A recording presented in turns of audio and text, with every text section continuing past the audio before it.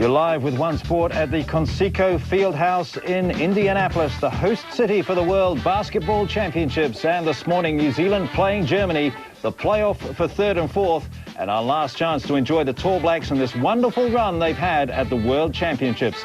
And calling the match this morning, it's good morning to our commentators, expert comment from Jeff Green, and sitting and sometimes standing beside our commentator, Bob Montai. All right, Jeff, and thank you very much. And good morning, New Zealand. Well, this is the game, I guess, that everybody's been waiting for. We would have hoped it would have been the final between New Zealand and some other team, but Germany poses a very big hurdle for us. Both teams, it's the first time either team has gotten this far in the World Championship, so Germany have a lot to play for as well. But I think, Jeff Green, it's the team that gets up off the canvas quickest and finishes strongest that's going to take this game. Yeah, I think so, Bob. It's all about the feeling of being flat after missing out on the opportunity to play for gold. And I think not only the players, but the fans, the people around, you know, they're all feeling a little flat. And we just hope that that hasn't transpired onto the New Zealand team, because, you know, we're all pretty exhausted after, what is it, 9 days, you know, coming out the 10th day. So, you know, the excitement's still here, though. The anticipation is still there. That's the main thing, and that's what we're looking forward to, the anticipation of, you know, bronze is still a good colour, Bob. Bronze is still a great colour to go for. Oh, indeed it is. I just happened to be walking into the Conseco Fieldhouse when the New Zealand team bus arrived, and the players looked tired, indeed, but so do the Germans. But they had that sort of steely resolve in their eyes, and I think it's a good sign. And just remember, it'll always be recorded forever in black and white that the United States finished sixth, and somewhere considerably higher than them will be the words New and Zealand, and that'll be a great sight. Yeah, that's going to be a marvellous sight, Bob, and something that for years to come, you know, the very special time this is, the first time that we've made it this far in the World Championship. So this will always be special in everyone's heart in terms of basketballers and the country alike. That's right. Well, New Zealand played Germany earlier in the tournament, and they ran them very close for about 3.5 quarters, and then they ran into the wall again, as we talked about previously, and Germany got on top. And they won what seemed to be quite an easy match in the end, but in fact it wasn't an easy match, and the Kiwis just had that old bugbear, that nemesis where they hit a flat patch, and if we can iron that one out today, Jeff, this is going to be a whole different team. And this is it. There is no more. There's a bronze medal awaiting the winner of this match, and I think the Kiwis are well aware of that, and they'll be going for bronze. It'll be a great matchup. Germany have some of the best players in the competition. In fact, Dirk Nowitzki, the 7-foot player who looks like a point guard center all wrapped up in one, so smooth is he in all of his moves, is leading the tournament in shooting. And he's reputedly one of the best players in the NBA. He averaged 28 points in playoffs. Henrik Detman has been very complimentary to the Kiwis, especially this lineup of Jones, Cameron, Book, Dickel, and Penny. He says, and he said earlier, first one to say it publicly in the tournament, that New Zealand had the best coached team in the championships. And there's Tab Baldwin, who's done such a magnificent job, and I think he's comported himself extremely well in all the interview situations. And what a job he's done as tactician, psychologist, confessor, you name it. Tab has had to do all the work, and ably assisted, of course, by Nenad Vucinic. Our referees today, Stefano Cazzaro from Italy and Pablo Esteves from Argentina. And of course, Bob, you know, the Kiwis, you know, just looking at them warming up right now, and there's their record, 4-4. That's a great record to be, you know, 4-4, and those losses. And as you said, the losses have come, you know, in critical periods of the game where, you know, the Kiwis just haven't shown that little bit of inconsistency, and that's fine, because that's what you get when you play the amount of internationals these teams are playing. You know, it's unheard of. Yugoslavia played 30 internationals to this prior to this tournament. You know, that's just incredible. I couldn't believe and because next door in my hotel room, one of the Yugoslav media people was staying, and he said that they had 30 games leading up to this World Championship this season. Well, that's almost 2 seasons for a normal NBL player back in New Zealand. So they have had a lot of experience, but New Zealand's had the best preparation they've ever had. They're completely satisfied with the backing, with the warm-up games, the time that the team has been together, and we've got a team of real experienced players now, most of whom are still going to be around for 2 or 3 years. And don't forget, we've already achieved one big goal in this tournament. We gained automatic entry into the 2004 Olympics in Athens, Greece, and that's a real feather in our cap. The program will continue. We have something to go for, and here's the haka.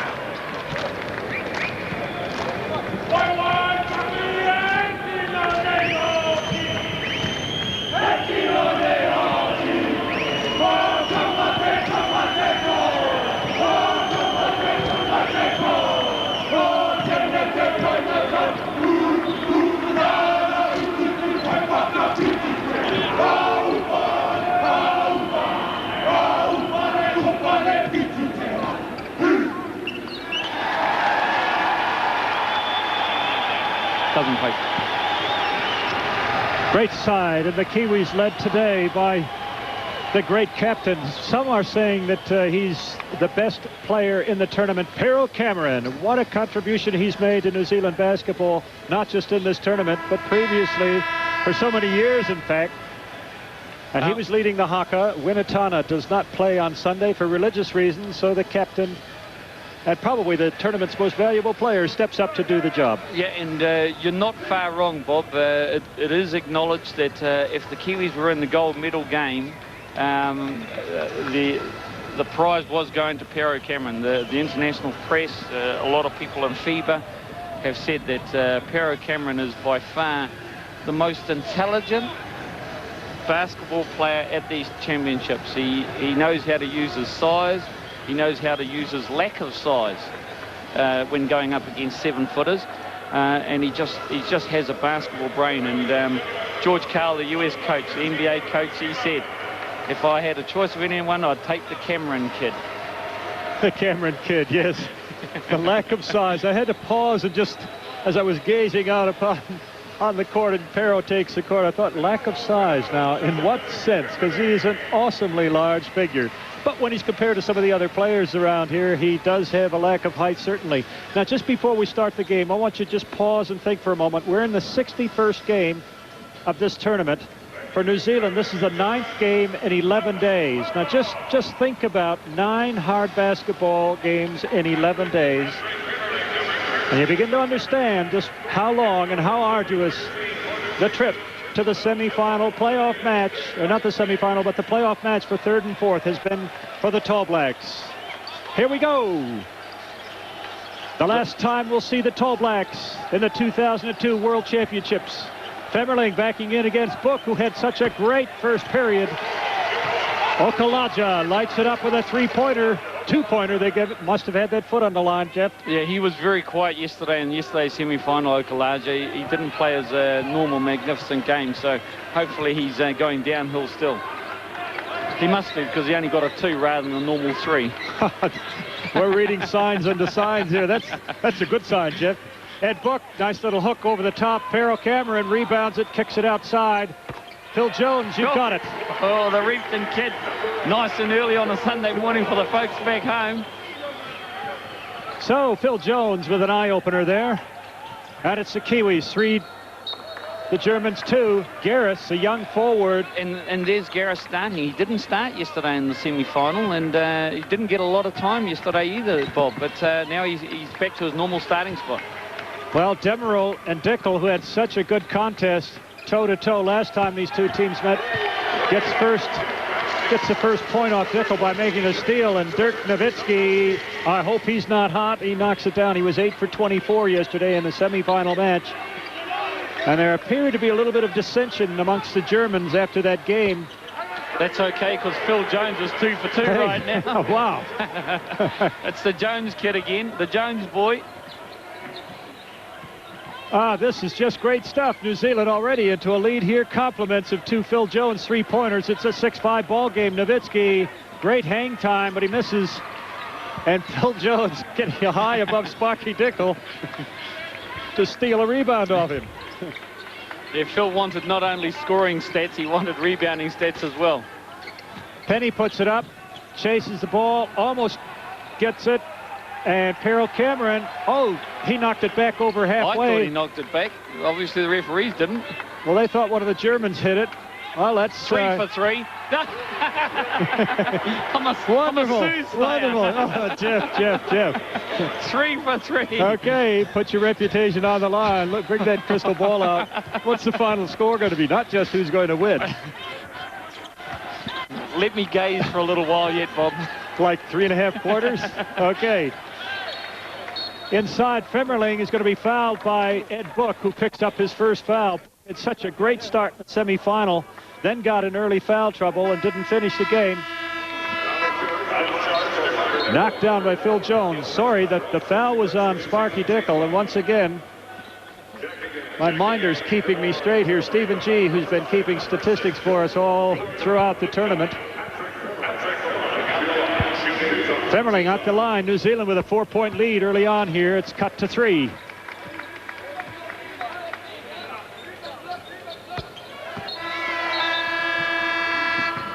The first substitution already. Femmerling German's not heavy. Look at they don't like being subbed, do they? I think he was just pumped up. Yeah, well, talking to the coaches doesn't look like he's pumped. Yes, I wish I could translate that. I hope it's a bit of dissension. That's what we saw yesterday. Pero Cameron against Dirk Nowitzki, and he pulls the foul. Yep. and that's what I was talking about at the pre-game, Bob. Like, there you go. That's not. But that's what I was talking about. Like, Pero uses his size, and in this context, he uses his body weight. That real low gravity position that he gets, and normally sometimes he struggles because of his lack of size, and what I mean by that is his lack of height. And Nowitzki's a 7-footer. That's what I mean by that, just to explain. But you just saw the intelligence on that little move. He faked high, he looked to the baseline, and as he spun, he put up the shot with the left hand and held Nowitzki off with the right. Now Nowitzki was screaming for the foul. He thought Pero was pushing him away with that right hand. Indeed he was. But Nowitzki chopped him, so one of the free throws goes down. Number 6, here we go. That's Jörg Lutzka. I'll be surprised if we see Femmerling back in the game, Bob. I'm just watching here on the sideline. Hey, Phil Jones, who is it again? The Reefton Jones kid. boy. The Jones boy, the Reefton kid. Oh, he's knocked down hard. I hope he's not hurt. No, he's fine. The referee, quite rightly, held up play. And that was good refereeing to hold up play like that, because we're seen in this tournament they don't actually hold up play sometimes when someone goes to the floor like that. Well, that's right. Phil looked at a bit of strife there. Good steal from Phil Jones. Jones created the turnover. Sparky Dickel got a foul on Demerol. Wow, for a moment there, I thought they were going to call Sparky for charging, but both players were moving, so it had to go against Demerol. So we'll see right here, still shifting his feet. Boom, Sparky doesn't get the shot in, but he's on the line to shoot to. First substitution for New Zealand, Dylan Boucher into the game. For Kirk Penny, which is surprising, because Kirk's just sort of player that, a shooter like Kirk, he takes a while to warm up sometimes. He won't be off long. I think Tab has a policy today of some of these tanks about well under half full, and he's got to get the most mileage he can out of his team, so he's going to be rotating players quite a bit. And you're right, he's just taken Sparky Dickel out of the game. He's just taken Pero out of the game. Rob Hickey's in. And Paul Henry, they've cancelled the Hickey sub. Well, Hickey can come in when play stops next time, in New Zealand's favor, that is, when New Zealand's controlling the ball. Demerol has the ball, whips it up floor, almost loses it. A little bit out of control, the little guard. Remember, he shot so well from the three-point line the first time these two teams met. Agra Babu, nice little hook shot. It rolls around and in. New Zealand 14, Germany 12. 6 minutes, 13 left in the first period. Actually, quite a good crowd here already today, Jeff. This is finals day. A hot, steamy Sunday afternoon in Indianapolis. What better place to be than the air-conditioned confines of Conseco Fieldhouse? And, of course, the crowds are gathering outside, Bob, and looking forward to a great final. And needless to say, most of the crowd will be Yugoslav. Oh, I'm sure it will. But there were a lot of Argentine fans. They were warming up this morning. I heard them outside chanting, and cars were going up and down the streets. And Ed Book picks up 2. 4-point lead now. Lutka. Yeah, we've been critical of the referees, Bob, and I believe that Ed just took a ton of steps there, not even 1 or 2, just maybe 3 or 4. And the referees didn't pick it up, but we'll take the 2 points. Yeah, well, once again, they really have given up all hope of trying to control the walking calls. Hey, and Phil Jones gets another 2. The Jones and the boy, foul. The Jones boy on the circus shot. Jurk Lutka picks up a foul. Here we go. Watch this. He goes down bloody nose lane. Oh, no, that wasn't a circus shot, Jeff. That was true Phil Jones left-hand layup. Well, off the glass. Once all the bodies fall away from the waist up, it's the same shot every time. It's one of the best shots in basketball. Phil Jones bounces around. It doesn't go down. And Jones with 13 points, easily leading all scorers. New Zealand have 18. Demerol, that's a good sign. He misses from the three-point line, and the defensive rebound messily but happily goes into New Zealand hands. Rob Hickey in the game now. Because the Kiwis operating with the 2 7-footers, and this is why Germany have just got that fast break. Oh, what a great block by Phil Jones, and the referee calls a foul on him. And the 2 points, so they say Phil Jones not only got the goaltend, here we go, high on the board. Yep, good call, at least in terms of the 2 points. Once it hits the glass, it's determined to be coming down. Low. Whack. Oh, yeah, Very close, but I don't know about the whack there, Bob. Well, I was saying whack on the basketball. Yes, certainly. A little bit brushed him with the body. Demerol fell down. He compliments of Phil Jones plus the referee making a call there, gets 3 points. Oh, Dylan Poucher just set a great pick there on Demerol. Teeth-rattling block there. Jones from three-point land. The man is magical. The Jones boy, he's just lighting it up. What's that? That's his 4th three-pointer. Phil Jones. Let me do my calculations here. That's 12 points off three-pointers, Jeff.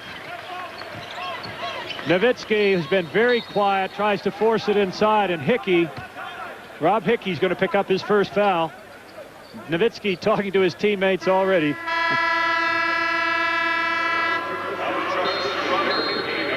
Here it is, a classy three-pointer, the 4th three-pointer from Phil Jones. So with 4:39 left in the first period, the New Zealand team calls a timeout, and we're leading 21, Germany 15.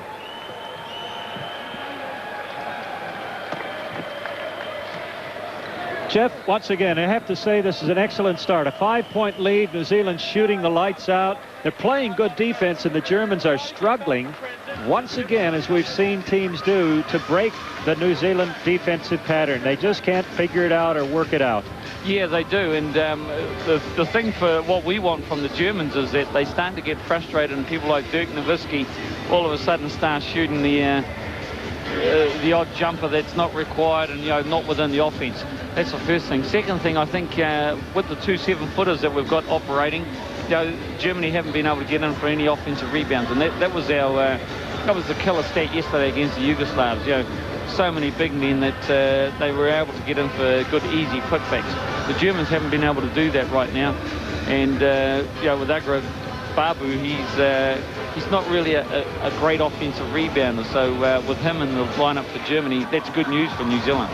Yes, it is. I think the Germans still haven't come to play. The couple of players look lit up, but the others are looking still a little bit undecided about whether they're going to get into this game. It will happen. Believe me, they'll start playing hard, but by that time, I hope we've got 2 or 3 of them in foul trouble and cruising away by 15 points or so. New Zealand had started very fast, as they did against Yugoslavia. 21-15, what a great sight. Every time I look at that scoreboard, It reminds me just how well the team has played throughout this tournament.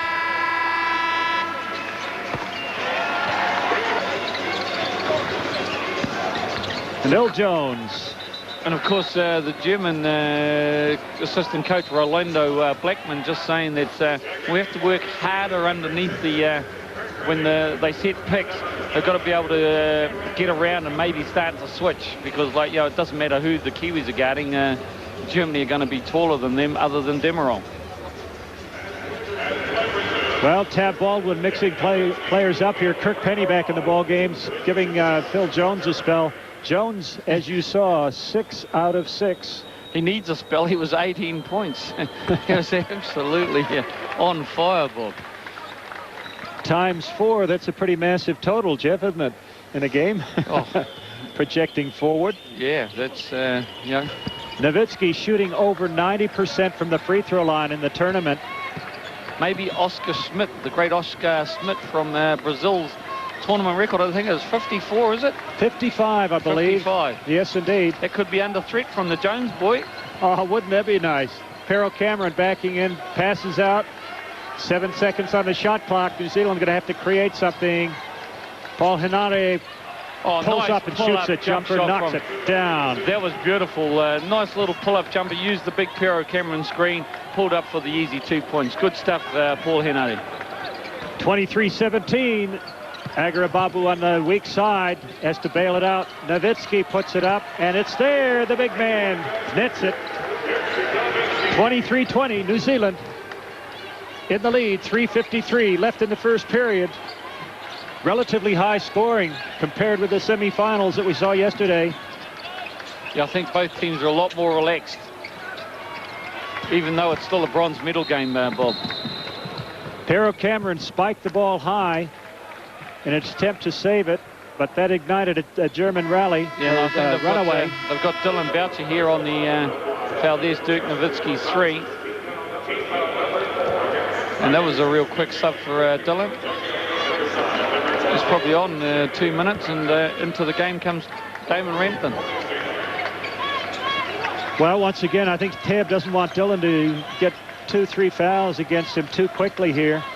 He's going to be rotating players, trying to keep everybody fresh. Damon Rampton getting a bit of court time now against Nowitzki. The ball short, but Lutka inside. And there was one white shirt amongst 4 black ones right there, and it was the white shirt that managed to get over above. And we need to do a better job, as I said previously, on our own defensive boards. Well, he had inside position, Jeff. Rob Hickey pulls up and shoots it. He's got it. 25-22. And that's probably the furthest of Rob's range right there.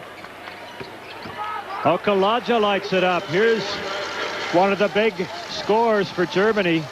Ademola Okalaja, son of a Nigerian mother, a German father. Played at the University of North Carolina. Oh, Paulie. Hey, Paulie. Now, we saw that play with, nice with the big guys where they run that back screen and the guard goes down the hole, and this time they run it with the point guard with Paulie Henare putting up a nice little hook shot. Well, it's good to see him scoring, Jeff. It's give him a little confidence, and it sure takes the pressure off the other players. Nowitzki knocks down the 3. And Damon Rampton fouls him on the shot. Way out there. Damon Rampton knocks him down. Here's the back door from Pero into Paulie Henare with a little soft little hook shot from a point guard. That's great. And here's Nowitzki all alone, and all of a sudden Damon Rampton just... Whoa, Damon went after that ball. He was contesting that shot. Nowitzki says, what was that? And it's a 4-point play, because a 90% free throw shooter such as Dirk Nowitzki, that's just a freebie. Well, it was 5-point lead to New Zealand just a moment ago, and the Germans in the lead now by 1, 28-27, and Nowitzki on the line. 94% from the free throw line. He misses that one. There's 2:21 left in the first period. Great start by New Zealand, but Germany have come back into the ball game. I think they're ready to play now. No signs of dissension at the moment. Judd Flavel in the game. Penny double teamed. He's no longer a secret in this tournament. Everybody knows who he is and how well he can play. An 11-4 run to Germany now. Nowitzki will shoot about 30 shots this afternoon. And, you know, he's just giving poor old Damon Rampton is having a nightmare with Nowitzki. And Damon can't be too disheartened about that because, like, Nowitzki's the tournament leader in scoring. So, you know, he's guarding one of the best shooters in the world. Well, the New Zealand team saves that rebound. The ball goes out of bounds, but Penny, double teamed in the corner, gets it outside. There's 3 seconds on the shot clock. It's got to go up. Pass intercepted by Nowitzki, marked by Pero Cameron. Pero gets in his way and draws a foul, but it prevents Nowitzki from getting the runaway two. Germany in the lead now by 3. I've got to stop the German train. Yeah, and of course the Germans look like they do want to get out and run with Nowitzki, the 7-footer, leading the break as if he's a point guard. Well, that's the skill of big men these days, and you big lads back home, you've got to have ball handling skills as well as a low post game these days in international basketball. No matter what your height, you just tell your coach you want to play point guard. Absolutely, and that's what the great Magic Johnson did in Michigan. He said, I'll come to your school only if I play the point guard spot. I'm not interested in doing anything else. I'm 6'9", and I want to play the point guard. That's right. And so coaches are going to end up with 5 point guards on the floor. Yeah. But that's good for basketball, especially in the learning stages. By the time you mature and reach your full height, you can handle a ball like Nowitzki. A very smooth, creative player offensively. Phil Jones back in the ball game, trying to shake himself loose for a three-pointer. Rampton makes a move to the basket, gets his own rebound, and Nowitzki, look at the block. He just high above Rampton, makes the block, gathers in the ball, spins, goes to the hoop, and where's the call? He makes it 2, and it's a 33-27 lead to Germany. They're playing with lots of rhythm now, Jeff. They certainly are, but this is a good thing from the Tall Blacks' point of view, Bob. We haven't started off at the hot pace that we have in the last few games, so maybe this is a bit of an omen. Dirk Nowitzki with 8 straight points. Pero Cameron misses a 3, and Nowitzki gets another rebound. He's Mr. Everything for Germany at the moment. 16 seconds, so Germany, Negabatsi, the guard out front, he'll start his move now. They want one last shot. He spins, goes to the hoop. It's got to be charge. They just pushed Flavel all the way down Bloody Nose Lane, put up the shot. It didn't go in, but Negabatsi gets the call. There's 7.5 seconds left in the first period. Negabatsi will be shooting a couple of free throws, and New Zealand have called a timeout to talk over the strategy. What can we do with 7.5 seconds after these free throws? Well, you've got me, Bob. Perhaps it's something that Tab wants to look at and make the adjustment now, so that at the quarter time he doesn't need to go through the things that are going wrong right now, and we can look forward to the quarter time. That's probably what he is doing. Well, and the other thing, there is 7.5 seconds, and Germany is shooting 2 free throws. Assuming they make one or both of those free throws, New Zealand gets one more possession. That's time enough to get over halfway and set up a shot, probably a 3-point attempt. And they'll be looking for somebody like Phil Jones, if he's still in the lineup, to knock down a 3 and get straight back into the ball game here. It's a crucial 7.5 seconds. It certainly is, and of course, because we're behind the German bench, we can sort of see what's happening here, and they seem pretty relaxed today. They're a bit cool and very methodical yesterday, weren't they? But today they look a lot more relaxed. Well, there were some early signs that several of them hadn't come to play. They looked just a little lackadaisical, but the last few minutes, Dirk Nowitzki has just taken the game by the scruff of the neck, and his shooting has been phenomenal. He's been subbed off. They're giving him a little bit of longer rest. He gets the timeout, the 1 minute for the timeout. He'll get the last minute and a half or so it takes to run off this 7.5 seconds. That sounds a bit odd, I know, but play hasn't started yet. Tall Blacks coming back on the floor. 16 points. Dirk Nowitzki. 3 from 3 from three-point land. Negabatsi on the line. to shoot the 2 free throws. He makes the first. Now Phil Jones and Kirk Penny both in the lineup for New Zealand. Sparky Dickel at the guard spot. There's 7.5 seconds. New Zealand want to finish the quarter on a 2-pointer here. Time ticking down. He hits halfway. There's 5 seconds. He gives it up to Pero Cameron, who takes a 3. Doesn't go down. And that finishes the play in the first quarter. New Zealand led by 5 at one stage, but now find themselves down. Germany lead 35-27.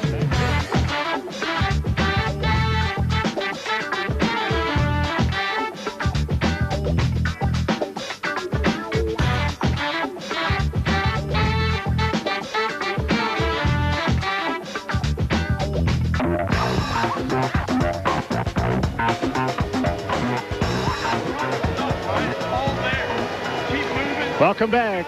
The second period just about ready to begin. Ted Baldwin issuing final instructions to the Tall Blacks as they take the floor against Germany in the playoff game for a bronze medal, 3rd and 4th place. And following this game will be the grand final between Argentina and the other great team in this tournament, Yugoslavia. And of course, we're both looking forward to that, Bob. That's going to be a magnificent match. It may have lost a little gloss because of Ginobili from Argentina apparently not playing according to the morning papers. But, you know, that's going to be a great match. But here the Tall Blacks, they're up against it in the first quarter right now, you know, down 8.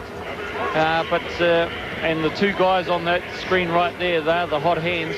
And we've just got to throw a bucket of water over the white guy, the guy with the white uniform. Put some ice in that elbow. Rodel, number 9 in the lineup for Germany, and Pesic. This is the son of the Yugoslav coach who plays for Germany. And number 15 into the lineup for Germany is Robert Maris. Germany score first. It's a 10-point spread now. Germany 37, New Zealand 27. Well, that's an incredible figure there. Germany shooting 73% from the field. New Zealand shooting very well at 50%. The Germans will not shoot that well for the rest of the game. You could guarantee that. We just hope the Kiwis can continue to shoot at 50%. It's a far more human sort of figure. Teams have these hot patches, and we believe Germany might have had theirs. Sparky Dickel, the ball hangs on the ring, and it's scooped off by Maris. Nowitzki goes baseline, looking for the jam, and he's whacked by Ed Book, who wasn't going to give him the easy 2 points. And of course, there's that backdoor play that the Kiwis have run. Here it is on. Oh no, they're going to show the hat by Ed Book on Nowitzki.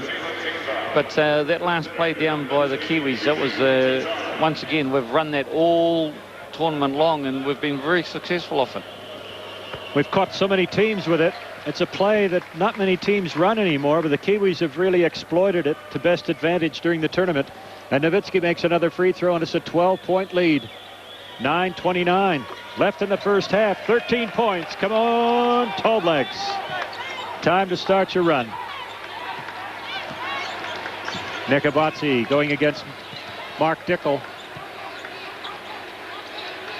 Phil Jones had such a great start, shooting unbelievably well.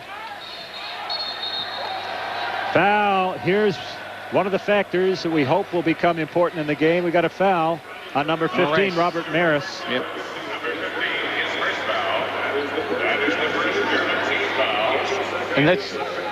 And that's with Pero Cameron. He was backing Nowitzki down, and then Maris just came in and stuck his big 7-foot paw in the way. Well, you saw Pero Cameron head for the free throw line. He was trying to suck the referee into saying it was a shooting foul. A little bit of gamesmanship coming from the big man early on. Nowitzki backing in against Kirk Penny. Fadeaway. Maris has it underneath. He misses a shot, and Ed Book picks up his 3rd foul. Ouch. We cannot afford to have our big men in foul trouble so early, but he's going to walk to the bench. He'll be replaced by Robert Hickey. You see, that was great vision there by Dirk Nowitzki. He was able to find Maris right under the basket, and you know, that's a sign of a great player, where they're in their shooting stroke, and then all of a sudden, last second, boom, they can find someone with a nice pass. Well, that's right. Now you see Kirk Penny, number 6, lining up against Nowitzki. Penny had the job of marking Nowitzki last time up the court. Tab may have put Penny on him. I know that Penny is giving away at least 6-7 inches in that sort of matchup. But he's a very tough defensive player. And once again, we've got one of these horror starts, Jeff. We've got a 17-0 run now in favor of Germany, 42-27. Kirk Penny double pumps it, gets it up over Nowitzki. Now, Nowitzki was smart. He didn't go for the ball and get a foul. He knows they're in the driver's seat, and unnecessary fouls are not what Germany wants right now. Phil Jones marking Nowitzki now. There's another mismatch, and Nowitzki knows it, but he kicks it out. Negabatsi makes a three.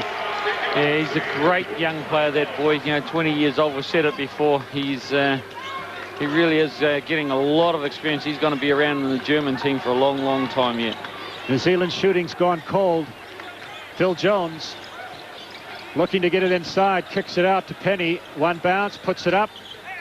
Doesn't go down, but Hickey gets the rebound and knocks it back outside. 20-0 run to the Germans at the moment. We've got to break the ice here. Jones in the corner, floats baseline, in trouble, puts it up and doesn't get the call. And the Germans come away with it. Pesic pulls up and shoots a left-hander from the three-point line. It's a 23-0 run. The Kiwis are in major trouble right now, Bob. 48-29 with 7 to go in the second quarter. We need a good basket here. We need some good offense to be run right now.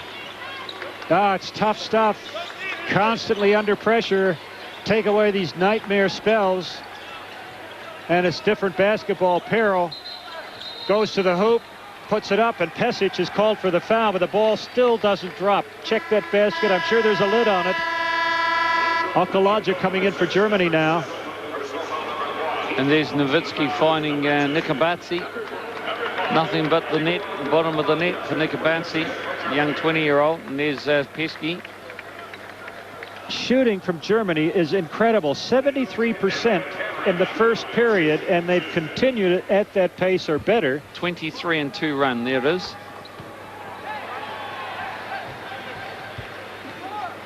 Perra makes the first, so it's a 23-3. 7:19 left in the first half, and once the ball is on the ring, Maris is allowed to go up and knock it away, which he did there. That's good play from the German big man. All right, it's time for the Kiwis to dig deep and get back into this game. Okalaja, New Zealand's gone to a 1-2-2 zone. Pesic drives down Bloody Nose Lane all the way, makes the left-handed layup, and Phil Jones gets the foul. That's going to be number 2 on him. And if you look at this, Pesic just went straight down the lane. The Red Sea parted, and he was able to get into a nice stride and an easy basket. Because Phil, beaten off the dribble, went to go hack away at it. New Zealand's 4th foul this quarter, and Germany's in the shooting position for the rest of the way. That's 7 minutes of play. 50-31, 25-point lead now to the Germans.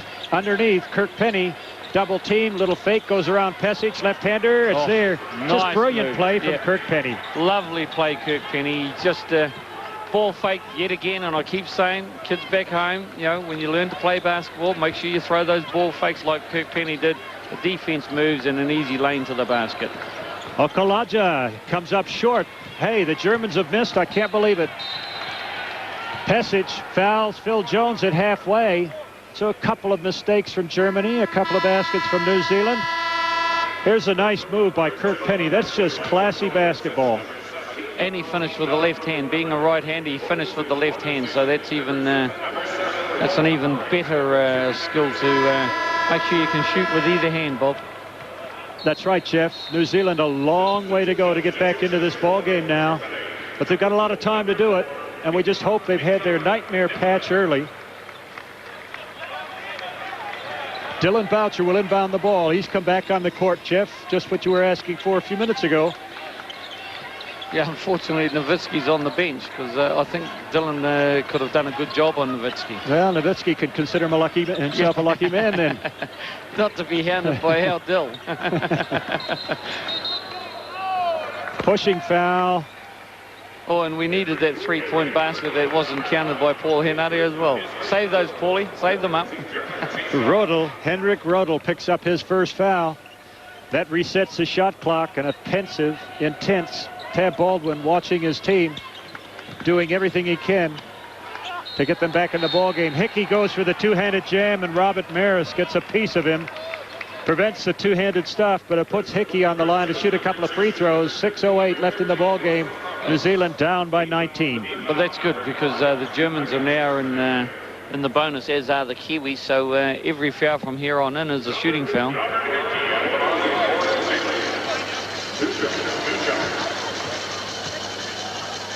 Well, Nowitzki is off, Negabatzi's off, Lutka's off, Garris is off. 4 of their starters are off, and suddenly the Germans have just stalled, just stuttering a little bit. And we hope their shooting cools off a bit. They've been shooting about 75%, an incredible percentage as a team. Hickey makes them both. And the Kiwis go back to work. Digging in defensively, trying to upset the Germans. They've got to take the game by the scruff of the neck and force some mistakes. They kick it back outside to Pesic. He made one from there just a moment ago. That's an instant replay. It's a nice shooting touch there by Pesic.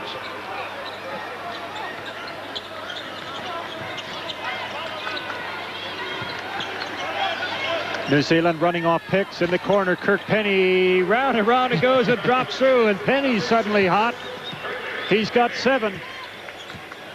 Yeah, well, we don't care whether they rattle or they just go straight to the bottom of the net, as long as they go in. That's the key. That's right. Demerol shakes Paul Henry.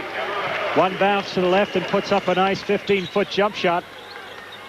What a hot hand he had against us last time we played. He scored about 4 consecutive three-pointers. Boucher gives it off to Kirk Penny. A foul going to be called on Robert Hickey. He lowered the shoulder on Henrik Rodel.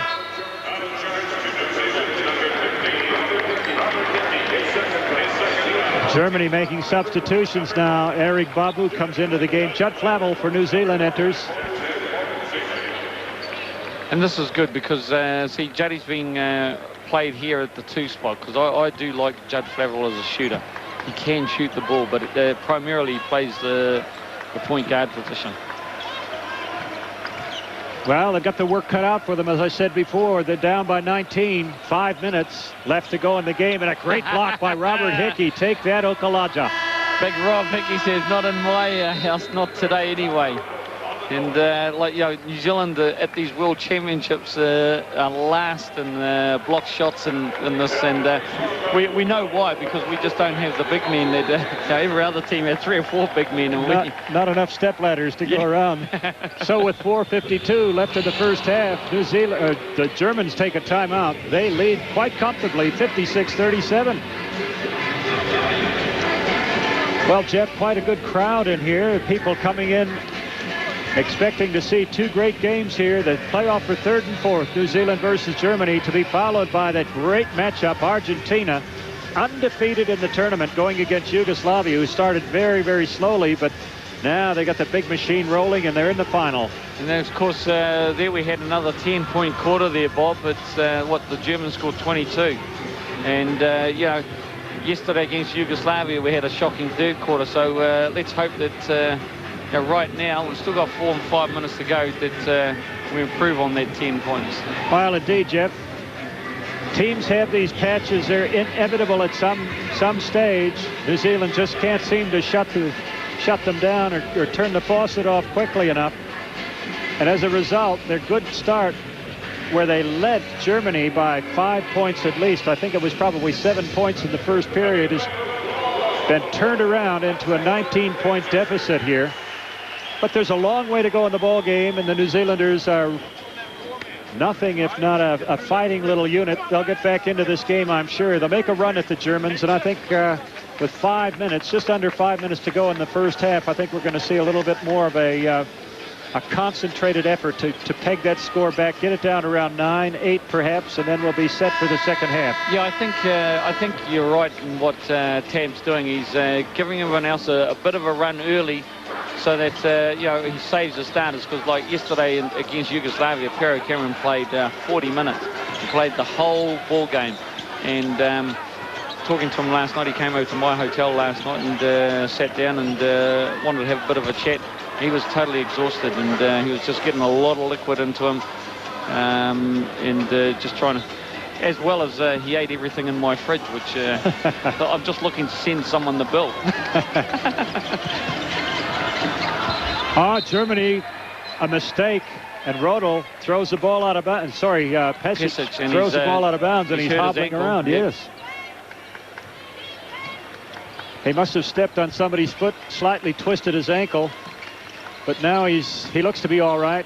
It's amazing how people can shake off injuries so quickly. Flavel puts up a three-point attempt, doesn't go down, but Boucher pulls it down. Nice pass to Flavel, and Flavel misses it. That's a sitter. That's the kind that must go down. Yeah, and what state the obvious. Yeah, what Juddy did there was, if we got a replay, Okalaja, beautiful basket underneath. But what Juddy did was he looked around where his defensive man, rather than just concentrating on scoring the basket, he was worried about getting his shot blocked. And what youngsters got to realise is everyone gets their shot blocked, no matter what. Flavel, three-pointer doesn't go down, and look at Dylan Boucher. That's Dylan's second offensive rebound in a row.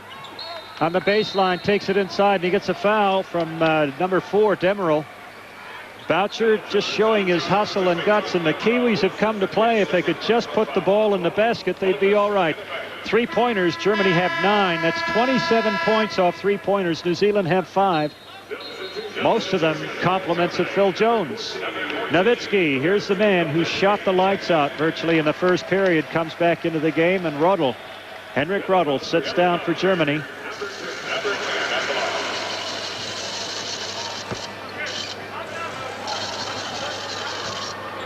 (58-37), New Zealand down by 21. 4 minutes to go in the first half. Crucial period of the game for New Zealand. They can't afford to slide further behind if they're going to make a run in the third period, Jeff. Well, at least Dylan makes 1 of 2, does he? Indeed. Demerol goes the length of the court. The little general, he just took his way with the New Zealand guards, and the Red Sea parted, and he obviously just went down the lane, not even touched. Well, he got a jump on Flavel. Nobody else picked him up, and he went down the lane. He was looking, waiting for somebody to come at him. No one ever did, and Flavel throws the ball out of bounds. He's not having a happy couple of minutes in there. Missed an easy shot, missed a couple of threes. There is a very, very unhappy look by Tab Baldwin there. Pero Cameron ready to check back into the ball game for New Zealand. 22-point deficit now. Agrababu gives it off to the little guard. Demerol. Well, it's his presence show. of mind, Bob. Such presence of mind. You know, he took it down. The defense, Paulie Hinardi played pretty good defense, and all of a sudden he rose above it and drops a 2 in the lane. This has got to be very disappointing for the big men. They're not getting the ball. The guards haven't been able to penetrate. And it's a time in a ball game where New Zealand really have to dig deep, as they have all tournament. Demerol makes a nice little jump shot there. He's just kind of taken over the captaincy of this team. Pesic leaves the game with 3 fouls.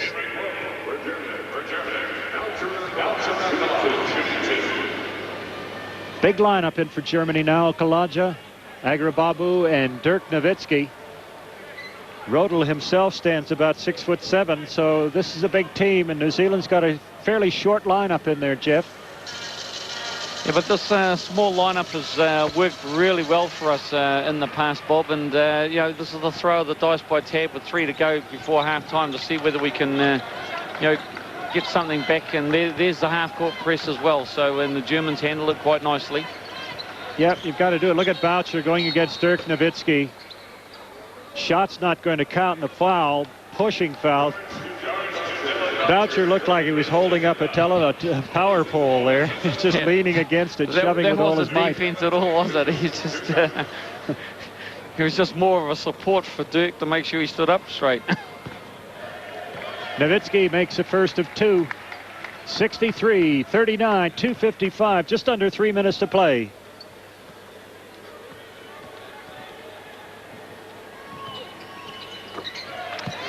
Nowitzki so calm, so cool from the free throw stripe. Makes both free throws. Tall Blacks really under pressure now. Again, they've had such a horrible patch in this game after starting so well. The push and Phil Jones back is not called, and the ball is knocked out of bounds. Now, Tab, justifiably so, is talking to the referee about the lack of a call against Phil Jones, who was pushed out of play there. Nowitzki 7 for 9 from the free throw line. Okulaja takes it to the hole and knocks it down. And that's what I'm talking about there, Bob, the body strength. You know, what he did was he went to the hole. He had a lot of people crowded around him, but he had the upper body strength to finish off that basket. Oh, nice move, Kirk Penny. He had the big 7-footer of Nowitzki flying through the air and gets an easy 2. That's a good fake. Kirk Penny is just so cool when the ball in hand, Jeff. He's got so many moves. He doesn't get panicked. Under the basket, in amongst all the big tall players, he can still put on a couple of moves, and he usually gets up a very good shot. Now Nowitzki misses one. Phil Jones rebounds it. And the Tall Blacks desperately need a couple of baskets here to finish up the first half.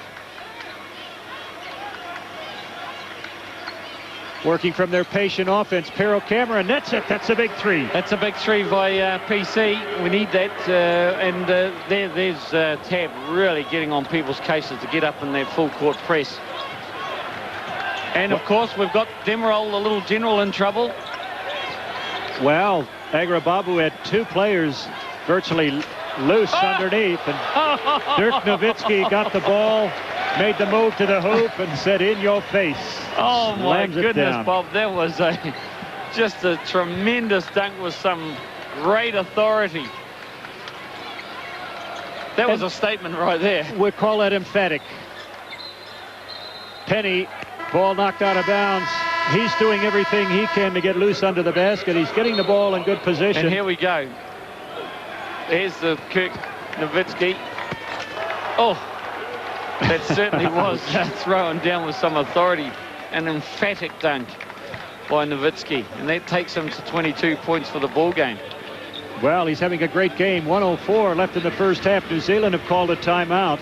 And they desperately have to solve the riddle that's been posed by this German team, who leads 68-44. New Zealand has fallen way, way behind here after being down by 7 at the end of the first period, 35-27. And yet, Jeff, they started so well. I thought they'd come to play. It took the Germans about 8 of those first 10 minutes to wake up, and then they started to roll. Compliments of Nowitzki, and they've just kept the pressure on in the second period. Yeah, and of course the 22 points that Nowitzki scored is just about the difference, 2 points off the difference at the... So, you know, he is the difference between the two teams right now. Unfortunately, the high shooting percentage of the Germans is still up there. I suspect it'll be still up there around 60%, Bob. I think you're right, 60 plus.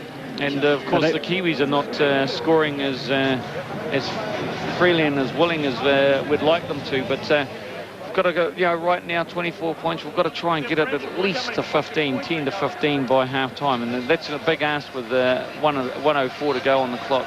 Defensively, you're not going to beat a team if you give them 35 points in the first quarter, and they've already got 38 in the second quarter. 33, I believe. It's just a massive total to try to chase. And it just says 2 things. Defensive intensity from New Zealand is not enough. And secondly, the Germans must be shooting incredibly well. And really, it's the latter probably playing the most important part in this total so far. But somehow, some way, New Zealand has got to find a solution for this problem. For the quarter, New Zealand has been outscored 33-17. It's one of those nightmares. Come on, Kiwis. And there's the reason why. Dirk Nowitzki, Okulaja. They all shoot the ball very well. Pesic, he's another one. Well, one of the biggest crowds I've seen in Conseco Fieldhouse, building up here for the final. On the baseline, Voucher puts it up. He's got 2. And that's where Dylan works really well against some of the big guys. And of course, the other thing that you know, Pero Cameron found him with a nice pass. He once again ball fake, made the defense move, then straight down to Dylan for the easy 2. Of course, here we go. The big fella, he was nowhere to be seen. Paul Hennerty at the other end reaches in. He gets called for a quick foul, and that puts Demirel on the line. A rare thing to see a German miss a shot here from the field or from the free throw line. He makes one of two. Into the last minute of play here. 53 seconds and counting down. 69-46. Henry takes it to the baseline, kicks it back out to Pero. Three-pointer doesn't go down. Agrababu lets it go out of bounds, and the Germans will control it with 40 seconds to play. And Tab back on that knee, having a bit of a think. Well, defensively, just haven't solved the riddle here, and Rodel gets an easy pass, goes down the lane. There's always a risk when you pressure. And that was good fast break basketball by the Germans. Phil Jones had his shot blocked. Good pass to Pero Cameron from Boucher. He makes it 71-48. 19 seconds on the clock. And the Germans will play for one last shot, and time ticking down. When will they start their movement to the basketball? Should come right now, because there's 8 seconds counting down. Demirel kicks it out to Nowitzki from the corner. He's got it, nothing but net. A three-pointer gives Germany a 74-48 lead to finish the half. We'll be back shortly. New Zealand trails Germany 74-48.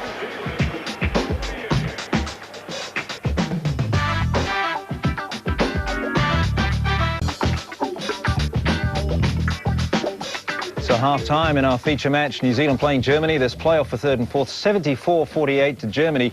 New Zealand wouldn't be unhappy with 48 points, but obviously unhappy with the 74 points conceded. The second half underway shortly.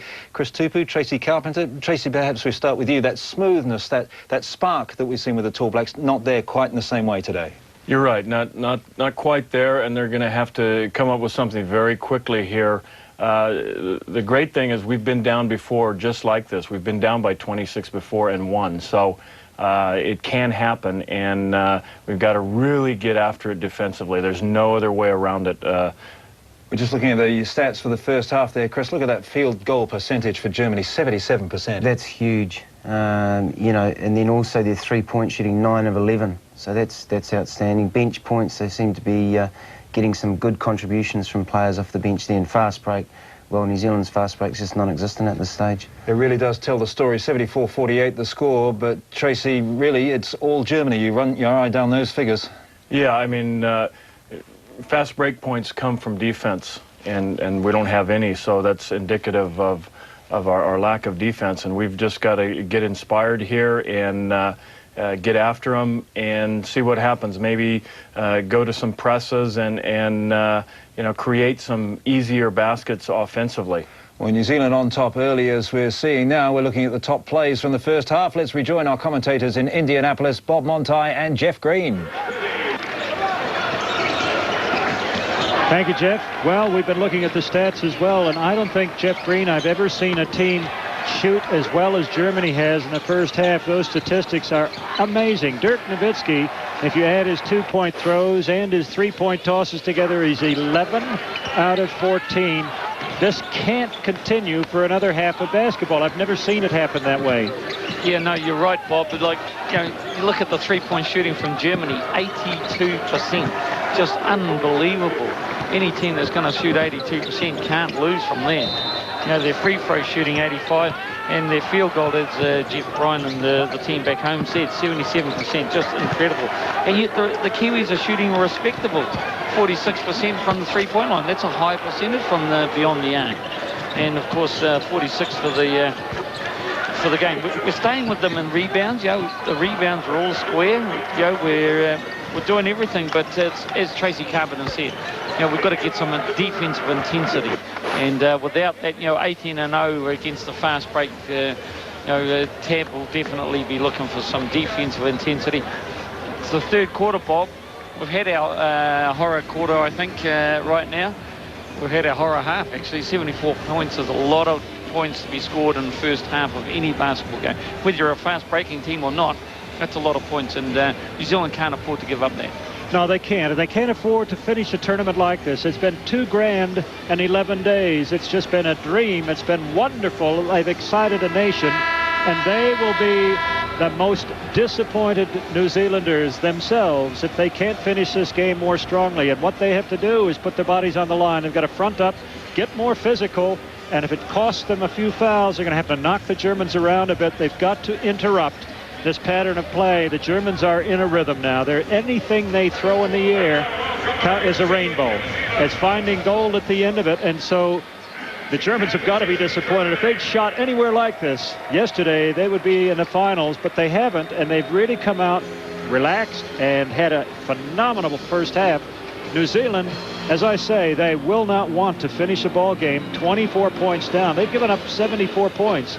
Now that's a whole basketball game full of points. So they're just going to have to front up to the Germans. There's no shortcut. There's no excuses. They're just going to have to dig deep, front up, and put a bit of a defensive blanket on them somehow, some way. Come on, Tall Blacks. And it starts right here with the very first play of the game, of the second half, with good defense. 20 minutes left in New Zealand's World Championship effort here.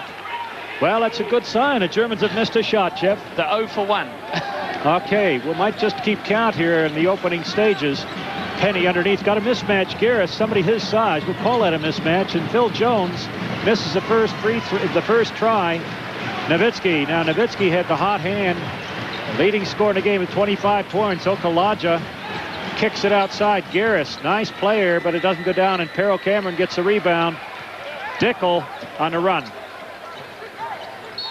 He's double teamed, he's fouled. Okalaja, as he strolls back on defense, finds himself. Dickel just kind of grabbed his hand and stuck it in the cookie jar. Because Garris tries first, and then Okalaja comes behind. And he is pleading his case still to the referee. He could take that one to the World Court, he wouldn't win. To the Hague. Yes, indeed. He'll have to wait till he gets home. It's a long way from this Midwestern city. Ed Book underneath. Pero Cameron all alone puts it up. Ball goes in, and the ref signals long before the shot was taken. A foul is on Demerel, and that's his fourth. No, just his third. Stephen G. Having trouble with his fingers there. Yes, indeed. Dickel has to kick it high. Our two shooters in the game, the three-point experts, Penny and Jones. It's an all-out effort here by the Kiwis. They're going to have to do something to start pegging back this massive German lead. Ball goes out of bounds. Germans knocked it out of bounds, so the Tall Blacks will have it again. 9 seconds. Yep. 9 seconds on the shot clock, Bob, and the Kiwis need a good play out straight off the bat here. And they do get it. They do get it. Phil Jones got a good look at the basket, and unfortunately didn't make it. Now we've got to make a good defensive stop. Oh, there was no foul. I can't believe it. Garris. Someone had to foul there, Bob. Garris just set his jaw. He saw Pero Cameron camp there. Pero was waiting as Garris crossed halfway. Garris said, "I'm going anyway," and there was no foul. But at the other end, we get a nice 2 points off the Pero Cameron feed to Phil Jones, and the Germans missed their defensive assignment. Jones has 8 points. Now, in the first half, New Zealand had 8 players featuring in the scoring. And while I normally would say that is great, Germany had 10 players. And Ed Book just took a great shot on the chin. Here's flying the pass elbow by Pero Cameron to a free Phil Jones. And then Okalaja just absolutely hammered Ed Book. Down the other end, no. Television ain't going to let us see it. Book must have a target painted on his nose, because he's collected a few of them, Jeff. And that was bullseye, Bob. New Zealand playing too high offensively. Penny in trouble. Book gives it out to him. Penny from the corner. Shot clock goes off, and defensive pressure from the Germans just hurried the Kiwis into a shot they might not have taken normally. But the man who put it up was certainly the guy you wanted throwing the ball up with that amount of time left on the clock. 74-50. New Zealanders have scored first, but it looks like a bit of a dogfight. Nowitzki a little bit off balance. Garris comes in and gets the rebound. Pero Cameron had Patrick Femmerling backing him away from the basket, doing everything he could to box off, and somebody sneaks in from the weak side. It happened to be Garris. Got the rebound and put it back up. Missed assignment. He certainly was a missed assignment, and the Germans get an easy 2 out of it. There's another missed assignment on defense for the Germans, and Phil Jones, compliments of an near-book pass, gets another 2. Come on, Kiwis, you've got to play with heart, play with passion. We're right behind you. Oh, Garris is all over Kirk Penny. Now Tab Baldwin is running down the sideline, talking with the referee, who's made another call. This is 3 fouls, going to be on number 13. Ed Book. And New Zealand has called a timeout with 6:55 left to go in the third period. Germany 76, New Zealand 54. The 24-point spread remains. And of course, Tab wants to communicate with the referees, and this is what annoys you about some of the refereeing. They won't come and talk to the coaches. Like, Tab didn't want a timeout. He really just wanted to talk to the referees. And both of them headed for the hills. And this is where the game gets a bit sloppy sometimes. All the coach needs to want to do is sometimes just communicate and say, look, where did you get that call? What are we doing wrong, so that I can go back and tell my team how to correct that. And that's all coaches want, a bit of communication. And referees like these two right now that run away and hide behind the rule book, that's not good for the game, Bob, and it frustrates coaches. And Tab right now is totally frustrated with the refereeing. Well, Tab spent about 3 minutes right at the halftime buzzer talking with the referees, trying to get clarification on some of the rulings. And he's a little bit disappointed with some of the calls early on in the third quarter. But New Zealand still 24 points down. That's the margin that existed at halftime.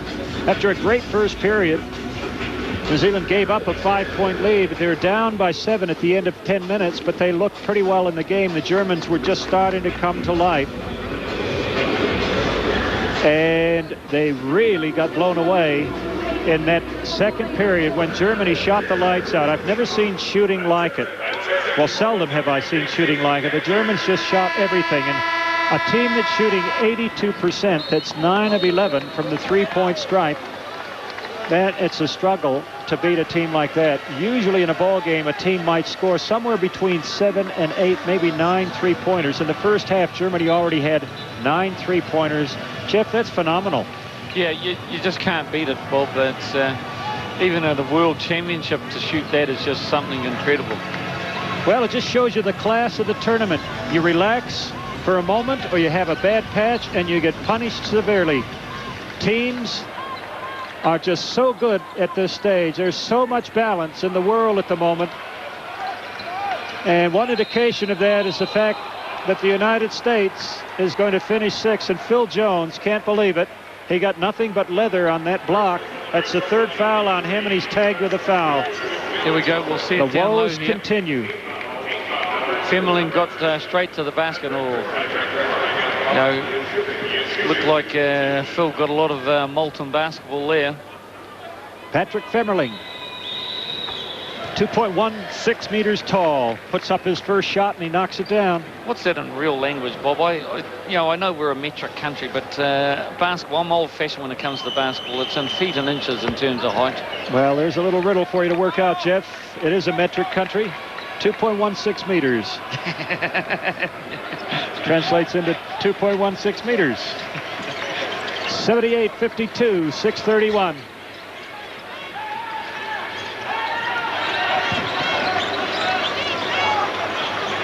Germany has gone to quite an active zone now. Ed Book from the corner touches the edge of the glass. And look at Sparky Dickel hustle.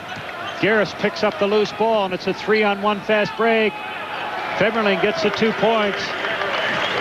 Yeah, that was good hustle by the Kiwis. Unfortunately, the Germans scored down the other end with the big fella, but that's the sort of thing we need. But out of that hustle now, we need some steals, Bob.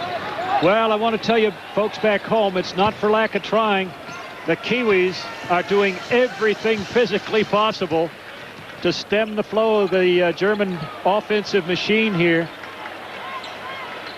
Wow, this is just amazing. Germany will rue the day when they look back And they've kept their best offensive game to the bronze medal game. They could be playing for the gold medal if they shot like this yesterday. Easily. They would have beaten the United States as well. Phil Jones puts it on the glass and it doesn't go down. And the Germans are camped under there. A lot of tall timber. Okalaja makes a run to the basket, and Pearl Cameron wisely stays away from him. The lead increasing now. It's 84-52. 5 minutes left in the third period. I hate to say this, Bob, but we are looking very, very tired right now. Tired and ragged. And the Germans are getting pumped up now.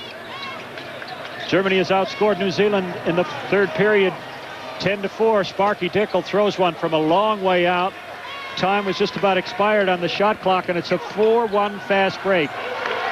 Now this is a sign of just how tired the Kiwis are getting, and maybe it's time to put some fresh legs in there, Jeff. Yeah, I think so. These are our starters that have played this whole tournament in some big minutes. Pero Cameron yesterday, as I said before, 40 minutes.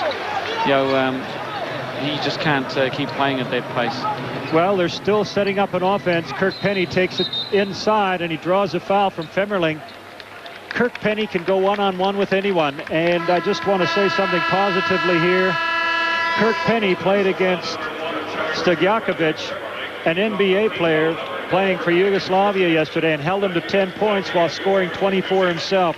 That was a world-class performance from the young man from the University of Wisconsin. Yeah, he certainly is, and I was having breakfast with Kirk's dad today, and was just saying that, since Kirk's been at the University of Wisconsin, his attitude, his work ethic, and just his overall game has just improved out of sight. And it's great for our kids to come over here and try and make a name for themselves.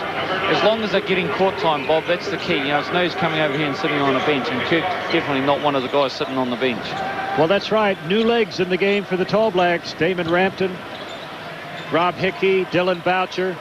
Tab rotating players. He's trying to find a combination that's going to click here. But somehow they've got to stop the German juggernaut. They're still shooting well, even though Femmerling missed a rather easy shot there. 86-54. 28-point lead now to Germany. Dickel from the corner with a three-pointer. He's got it. Here we go. Here we go, Jeff. Yeah, that's good. And the problem that we've got with the Kiwis right now, Kirk Penny's the only real scorer out there. All the rest are there for defense. Yeah, we've got 5 triers. And Nowitzki continues his one-man act here. 29 points for Dirk Nowitzki, 29 points, 8 rebounds, 4 assists, and 1 foul. Well, there was a magician performing at the halftime of the second semifinal yesterday, and he was no better than Nowitzki is now. This guy's pulling rabbits out of the hat from everywhere. He certainly is. And pops a goal at the end of every rainbow he throws. Dickel inside. Boucher going gets Nowitzki. Nowitzki blocks it. Shot clock goes off before Kirk Penny can get the shot up. You can see the look of disappointment in their eyes. Nowitzki goes over and apologizes. He caught Dylan Boucher with an elbow. We don't see it on the screen, but he whacked him one. With a great elbow to the noggin, and Dylan bent over, and Nowitzki came over and gave him first aid. Easy to do when you're leading by this much, but never mind, a good gesture. Pesic and Negabatsi, fresh guards in the game for Germany. More problems for the Tall Blacks, who've got to dig deep here, as they have throughout the whole campaign. Well, the winds, strong winds, and the visibility at the top of the mountain here might be a little too much for the Tall Blacks to get that bronze medal. 88-57 as Kirk Penny launches a 3. Hickey pulls down a nice rebound. Well, this is good to see. Dickel's going to do a little bit of one-on-one. Somebody's got to take over and start igniting a little bit of offense. It's certainly trying, Jeff. I got to give I'll take my hat off to them. I've got to applaud them. Yeah, the Kiwis are up against it. There's no two ways about it. And the opportunity for the guys to, particularly the guys that haven't played a lot in the tournament, like Damon Rampton and company, they're getting a bit of international experience. And I suppose, and I don't believe for one moment that Tab's flying a white flag at the moment, but it is important that other guys get get the opportunity for some international experience. Well, Germany has 5 fouls on them now. New Zealand in the bonus situation, a 30-point lead, 88-58. 2:23 left in the third period. Germany has slowed down a little bit here, even though they've outscored the Tall Blacks in the third period. Agrababu, turnaround jumper. Just as I say that, nice little kiss off the glass, and he picks up the 2.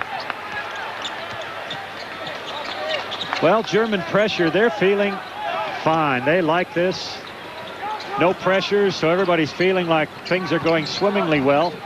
And in fact, they are, and they're looking pretty good. It's certainly putting up a lot of shots and defensively putting pressure on the Kiwis. And Rodel just takes a nice pass and steams to the bucket and collects the 2 points. Yeah, Rodel hasn't shot the ball well from outside, but he always seems to be the guy on the end of a German fast break with a cutting body to the basket. Another ex-University of North Carolina player.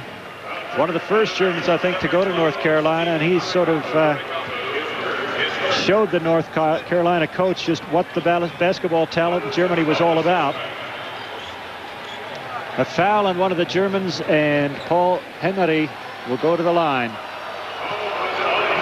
Well, I've got to say, Bob, the crowd is starting to build up nicely. If you look at the back tiers behind us and the back tiers right up in the nosebleed seats, there are some fans really starting to pour in here, looking ready for the gold medal game. Well, all those Argentinian flags waving up there in the fourth tier will turn into parachutes later on in the game as they come tumbling down to congratulate their team should Argentina win. Well, the opposition cheering section starting up already. The game here isn't finished.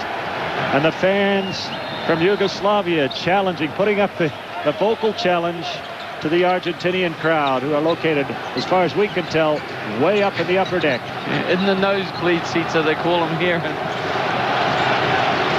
Boucher has to bail out, and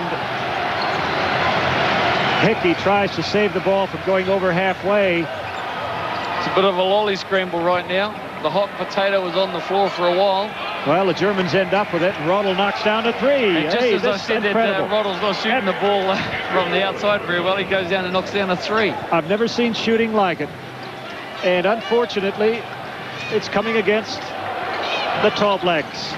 95-59 into the corner. Rob Hickey doesn't go down, and Boucher picks up the loose ball and puts it back up. 95-61.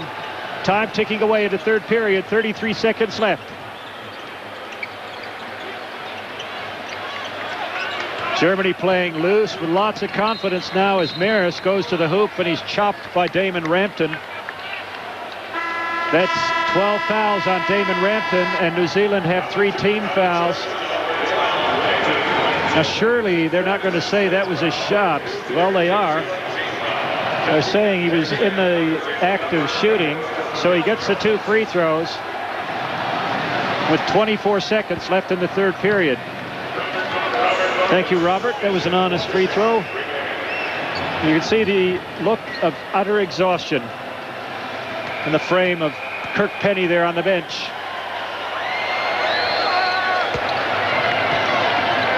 Makes 1 of 2.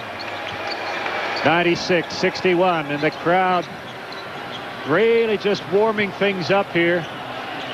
There's going to be a big crowd here in Conseco for this second game, the final. Yugoslavia taking on undefeated Argentina. What a cracker that's going to be. Boucher trying to get it into Hickey, and another mistake. Just defensive pressure forces another mistake. Rodel comes over halfway, and he has the final act of the third period. So at the end of 3, it's Germany 96, New Zealand 61.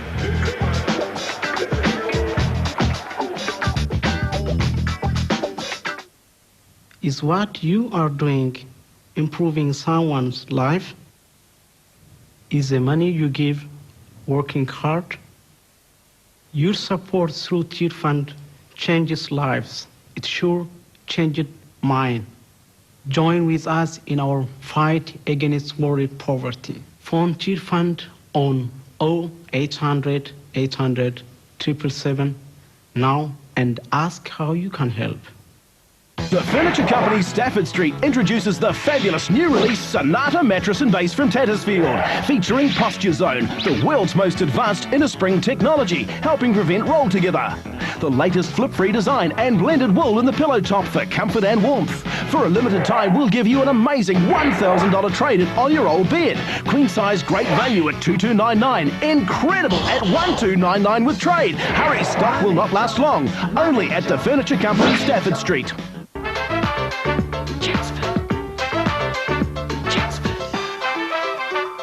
For a full information pack, phone Chatsford, the lifestyle choice. 0800 222 455. Chatsford. Drake Leisure, the first name in snooker, pool and table tennis tables with the biggest range of accessories in New Zealand. Drake Leisure, our specialist tradespeople manufacture to the highest standards and assemble your table on site. Drake Leisure, right in front of the 8 Ball at 1132 on Street.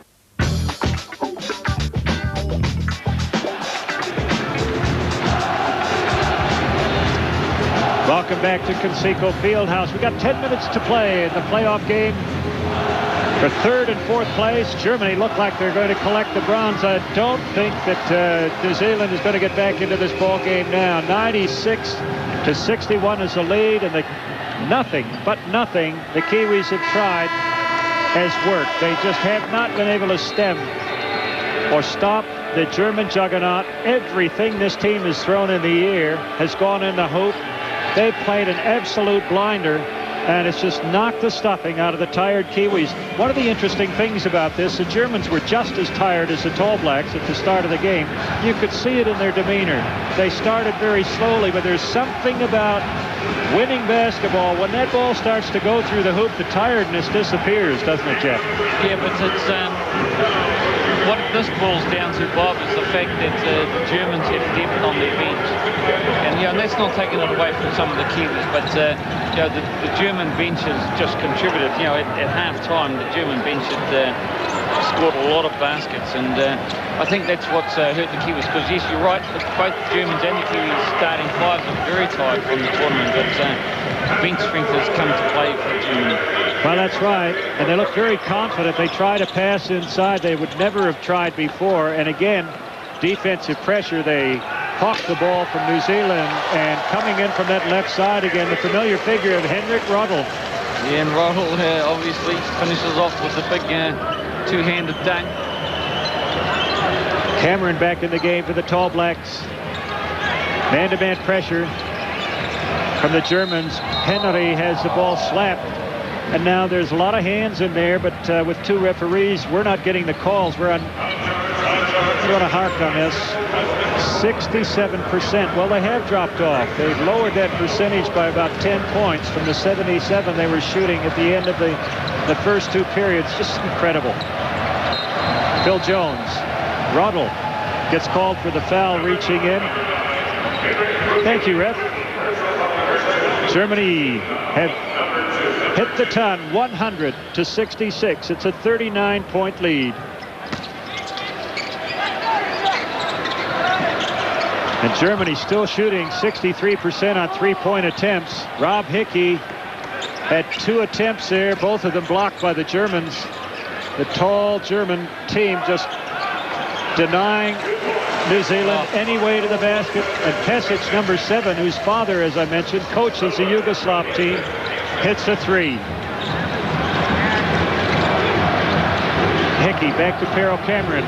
He's got a 3. Well, Vic Pero Cameron trying to fire up the Kiwis in some way. Well, this should be a pretty loose and relaxed fourth period. Both teams. Here's a player who hasn't played a whole lot, Pasquale Roller. One of the smaller players on the court at the moment. Backing in, Robert Maris against Hickey. Makes a nice move to the hoop. It doesn't go in. And I'm surprised it didn't go in, Bob, because you've got 2 or 3 bobbles on the court there, and the way the Germans are shooting. I agree. I'm a little bit shocked, a little stunned, actually, Jeff. Speechless. Rödl, nice pass to Phil Jones. And now things are getting a little bit loose here. The Germans are now complaining about the refereeing. I can't believe it. Maris is having a go at the refs. What else would they like? Well, the Germans substituting freely now. Number 6, Lutke, comes into the game. Tall Blacks control the ball. We've got just under 8 minutes to play in the playoff game for 3rd and 4th. Tall Blacks, you're my champions. Boucher makes 2. They certainly are, Bob, and they can't worry about this. It's been a great tournament. They've taken us on that roller coaster ride of emotion, and had the whole country behind them, and they can't be disappointed. Well, Dirk Nowitzki sitting on the bench. What a game he's played. 25, 28 points, something like 29 points you see there. 4 for 4 from the 3-point line. He's done his job, and now he's getting a well-deserved rest. 102-66. Cameron comes high, gives it back to Dickel, back to Perreault. 3 points. Doesn't go down. Yeah, that's a tired shot from Perreault. It was loose. It was very flat, and it was very short. Sparky Dickel makes the save. The steal, gets up off the floor and weaves his way up the court. Ed Book knocks it down. Ed Book's not finished yet. He says, well, I've got 1 or 2 shots left of me yet, team. Let's see what we can do. And now the Tall Blacks beginning to look more positive. I know the game is gone, but they certainly would like to finish on a good note. Maris picks a loose ball up off the court and puts it up. Shooting percentages, as we said, with statistics have just come around, are phenomenal still for the Germans after 3 quarters of play.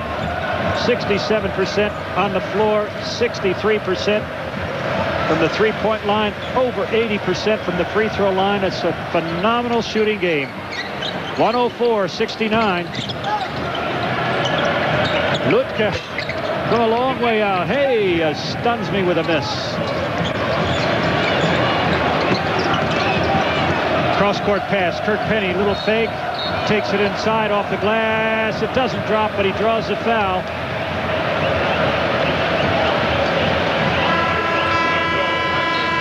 The Hooters sounds. 2 substitutions will come on for Germany. Maris gets the rest. Pemberley replaces him, and Agrababu is replaced by Okalaja. And of course, they had the 2 big 7-footers in there at the same time, Germany, and which has been strange because they've never done that before. Well, it casts a lot of shadows about in the paint. Lutke goes high for the rebound. Kirk Penny missed it. 6 minutes to play.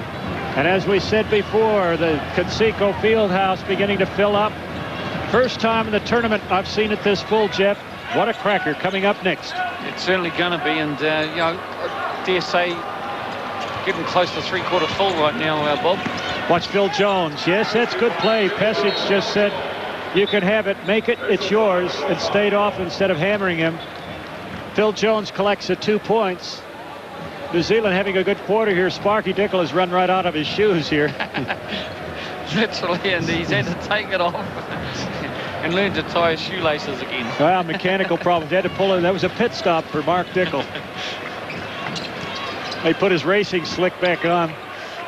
We're in the home of the Indy 500. Of course, Formula One is here in 2 weeks' time as well, and because I'm a great fan of Formula One, I'd love to stay for that, Bob.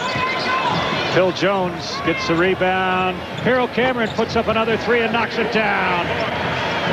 104-74. It's a 30-point spread. Actually, the score on the board is looking much better, but more importantly, Jeff, the Tall Blacks are playing a much better spell here. They're going to finish on not quite such a disappointing note, I suspect. Okalaja, wow, nice shooting from him. He just puts down the 3. Well, the game is all but over. But New Zealand offensively playing much better now. Phil Jones takes a nice little pass from Harold Cameron. Pesic knocks Jones down, goes down the lane, has the ball knocked out of his hands by Phil Jones. 4:38 left to play in the ballgame. Nakabatsi replaces Roller, who's had a good spell, and a timeout is going to be taken by the Tall Blacks with the score. Germany 107 leading New Zealand 76. That's Perreault's last 3-pointer as it splashes through the basket. The place is Rhythmically rocking now as the fans from Yugoslavia take on the Argentine crowd. Ted Baldwin sticking to the task here. Still wants his team to play with composure, structure, and control. Yeah, he does, and he wants to make sure that the Kiwis do finish with a nice rhythm, some good defense, and with some pride still intact. And of course, the scoreline is starting to get more respectable because, like Germany, right at half-time, they were on a 150-point game. That was the pace they were on. So right now, it's it's a lot more respectable, and the Kiwis are playing some defense. And dare I say it, Bob, the Germans are missing some shots. Yeah, well, it's actually nice to see. New Zealand outscoring the Germans in this period 15-11. In fact, they're on a 15-4 run. Nice to see it. One of the few times in the game they've been in rhythm and been playing. Well, we got to go way back to the opening moments of the game when New Zealand started this game so positively. And the noise really starting to increase in here as people whip themselves into a frenzy for the final game in the 2002 World Championships. Yugoslavia going against Argentina. Argentina undefeated. These two teams have not met in the tournament. Such was the draw. They've come from opposite sides in the draw. What a feast. Yeah, it's going to be a feast, and everyone's going to be with Argentina. I think everyone would like Argentina to win because they have played some flying basketball all week long, and this whole tournament. And the Yugoslavs have sort of been up and down and haven't showed us our best at times. And so it'd be nice to see Argentina win, Bob. Indeed, indeed. But we'll be able to relax on that one. All of our biases, our hopes, we'll just set them aside for a while and just relax and watch a ball game. Okalaja, nice shooting from him. The big man from Germany now with 19 points. Hasn't he played a great tournament? Sparky Dickel goes the length of the court, and he draws a foul from Nicobatsi, I believe. We'll just check it. Yes, it is. That's Nicobatzi's second foul, and you see him there just a moment ago. Well, take that little shot, repeat it about 15 times, and that's the difference in the game. Dickel makes the first free throw, 110-77, 4:20 left in the playoff for third and fourth, and the Germans are going to get the bronze medal. And of course, the German bench asking the coach whether they can see Dirk Nowitzki in the game just one more time. We don't want to see him. He scored 29 big points. Oh, no, he really did the job on us today. In fact, the whole German team did. Germany knocking the ball out around the three-point arc there. Ball's loose. Phil Jones tries to get it. Dickel gets to it first. Down the lane, kicks it outside to Phil Jones. Little fake into the paint. Knocks it back outside to Kirk Penny into the corner. Look at the movement. Jones goes from one side to the other. Damon Rampton gets the rebound. Well, the Tall Blacks control it. Lots of hustle coming from then. Jones can't find it. Pharaoh Cameron has a swipe at the ball. Femerling gathers it in, and he just immediately put up his hand. He knew it. Pharaoh Cameron is on 2 fouls.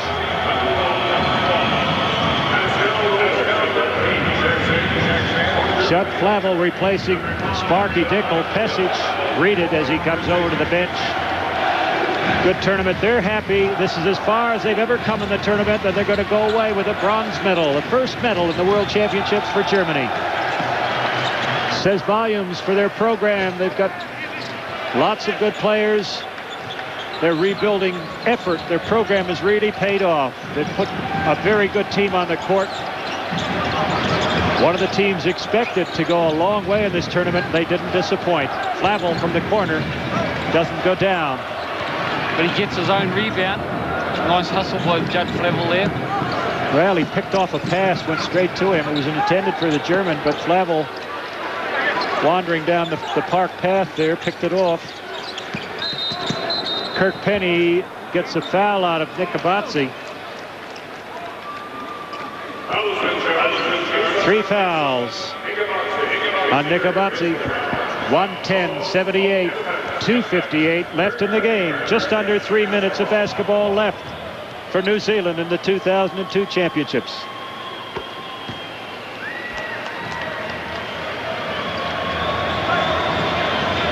The anticipation is growing here. The noise level is just going up step by step here as the fans pack into Conseco Fieldhouse. 60% of them from Yugoslavia and the other 40% from Argentina. It's going to be a whale of a game, Bob. What an explosive situation. Don't light a match. Yugoslavs against the Argentinians, it's just going to be action-packed, and there's going to be more, just as much activity off the court as there is going to be on the court, Bob. Nice drive from Roller, doesn't go down, and the Tall Blacks chance to get back to within, well, under 30 points here. Jones spins off the glass. It's there. Nice move from him. Lovely move. He floated through to the lane and just nicely kissed it off the glass. Good stuff, Phil Jones, and he showed all tournament long. He's 26 points at the moment, Bob. Phil Jones will be going to Italy to play in the professional league there. That'll be great for him. Nikabatsi, so many steps he took. Kirk Penny is hammered by Rolla. Kirk picks him off the floor and will walk to the free throw line to shoot a couple. It's 110-82, 28-point deficit. But the Tall Blacks have not given up. In fact, they're going to finish up winning this fourth quarter, I do believe. And this is the kind of finish that at least they can take a little heart from. It's been a tough 9 games in 11 days, and they started so quickly here. Caught the Germans unaware, led by 5 in the first period. Then gave up a 7-point lead at that stage. And the wheels came off in the second period as a German team, shot phenomenally. It wasn't just one player or even 2 players. It was everybody who touched the ball. Okalaja gets a foul and Kirk Penny gets the 2 points. And that was good work by Kirk Penny. He missed the free throw, but then had the presence of mind to just go in, attack the basket and get an offensive rebound. And, you know, offensive rebounds for the Kiwi team have been absolutely like gold pieces, finding gold nuggets on the street corner. That's right. That's right. $20 notes sitting on the pavement. Well, Penny gets a 3-point play there. It's a 110-86 ball game. And it's good. I'd like to see the Kiwi score 100. If you can score 100, there's a lot of pride that's been taken back from our point of view. Well, that's going to take some doing. There's 2 minutes, just under 2 minutes to play, and Pero Cameron makes a steal, gives it ahead to Kirk Penny, who nails it for 2, and it's a 110-88. New Zealand 22 behind. Now, this is a better reflection of I think, the competitive level between these 2 teams. New Zealand playing so well in the fourth period. Man, they've just had a shocker. But between the start of the game and the finish, everything has just gone right for the Germans. I was going to say go wrong for New Zealand, but it's almost impossible to counteract shooting like we have seen from the German team. New Zealand has scored 12 straight points. They're outscoring the Germans 27-14 in the fourth period, Jeff. And with 1:39 left to play, Tab Baldwin, ever the tactician, has called a timeout. Well, you know, a lot of things have happened in 1 minute and 39 seconds, Bob, and, you know, miracles are still about to happen. Oh, Jeff, I like it. I like it. You know, we've got to go down fighting right to the very end. And, you know, and I don't hear any fat lady singing in the background, Bob, so, you know, the game's not over yet. She's sung 3 arias since halftime, Jeff. 1:39 left to play. New Zealand finishing strongly here. They're now 22 down. We've set another goal for them. We want them to get back to within 20 points of this team. They lost 64-84 the first time they played. Now, there's a good shot of the nosebleed seats. That's the highest you can go in Conseco Fieldhouse, and the Yugoslav fans way up into the crowd there. And the Germans, look, they're So celebrating, they know they've got the bronze medal. Isn't it fortunate there's no smoking in here? You know, smoke rises up there in the nosebleed seats by halftime. You wouldn't be able to see anything. It'd be hazardous sitting up there. The smog. Surely they must give those people up there a discount and some binoculars, because I've got to wander up there, Bob. I might try and wander up in there between games and see how far up that is, because, like, you know, you can't see the whites of their eyes. No, Jeff, you better put your red, white, and blue shirt on if you go up there. 1:39 left to play. 1:10:88. The Tall Blacks finishing their World Championship campaign. Pearl Cameron has hit a couple of threes here, and Phil Jones has brought the Tall Blacks back to within 22. Ed Book pounds in a long three-pointer. And the fans here being revved up. The rabid Wekas from New Zealand have been well and truly drowned out here. Lutka makes the first free throw. It's the first time the Germans have scored several minutes, I think. I love saying that, so I'll repeat it. First time since 4:27 to go in the ball game. Take that, Germany.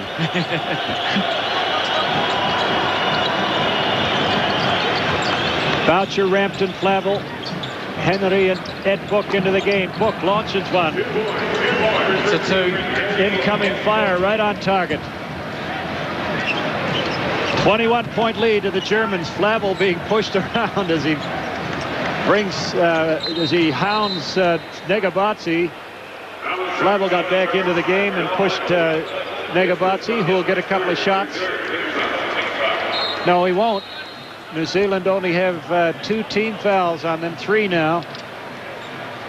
So not a shooting situation yet. There's 24 seconds on the shot clock because a foul resets the clock.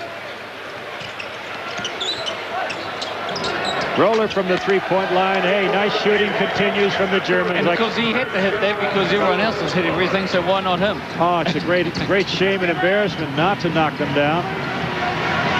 Runaway. Henry gets there first. And Lutka loses out in a foot race to Paul Henare. Germans inbound the ball. We've got 58 seconds. Less than 1 minute of play before the warm-up to the final starts.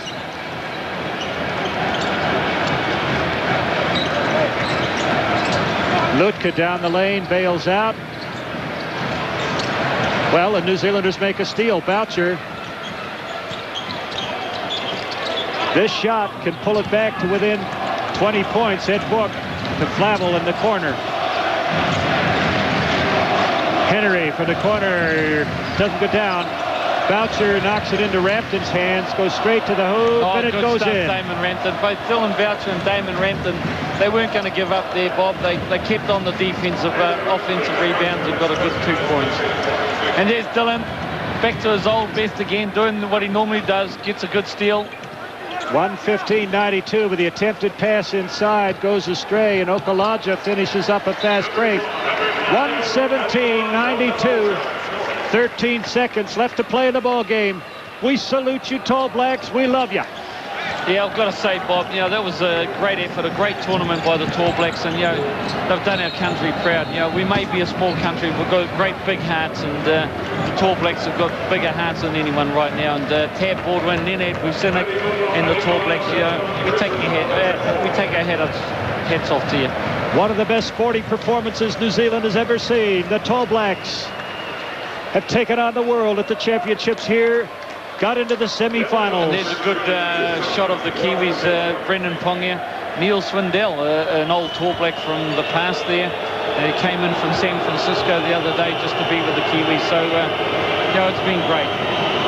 Kiwis have come from all over the United States to be with their mates here to watch their favorites, the Tall Blacks. Oh, Damon Rampton on the offensive board, doing what he does best. And we're just going to fall short by 6 points, Bob, of the 100 I'd like to have seen them do. But, like, you can't complain. 23 points, that means we won the second half. Indeed, Jeff. At the moment. 1:17:94, and Germany are the bronze medal winners. There's 1/10 of 1 second left on the clock, and the referees are insisting that it be played. Well, they have to. There's no choice. The players are standing around shaking hands. The ball goes inbounds, and that's it. Germany finish up bronze medal winners. And I'll say it again. Kiwis, we love you. We salute you. What an effort. There's no two ways about that, Bob. The Tall Blacks have done us proud. Great stuff, Tall Blacks. Great stuff. You know, we're proud to be Kiwis still, and that's what it's all about. You know, the sporting nation that, you know, of 3.5 million people, that we can produce such talent, not only on the basketball court, but any sport that we play in. And, you know, we haven't let ourselves down today. No, indeed not, Chet. I would just like to personally thank the Tall Blacks for all the fun, the excitement, the inspiration they've given not just to the commentators and the TV crew, but to the whole country as they finish up 4th. And that's 2 places higher. The United States have finished in the 2002 World Basketball Championships. And you see the delight on the faces of the German players. For them, this was just as big a step as it was for New Zealand. It's the first time Germany has come this far in the World Championships. They are delighted. And to beat the Kiwis, for them, was just as big as it would have been for the Kiwis to beat Germany. Deserved winners here in the playoff for 3rd and 4th. And I've got to tell you, Bob, the Tall Blacks are getting a great ovation from the crowd. You know, they've brought some moments to this World Championship that, you know, a lot of the fans around the world, if they didn't know where New Zealand was, they sure as heck know where they are now. Well, we're going to have to wrap it up here. But once again, thank you all of New Zealand for supporting this team so fully, so vociferously. The final score once again, Germany 117 will take out the bronze medal over New Zealand, who finished on 94.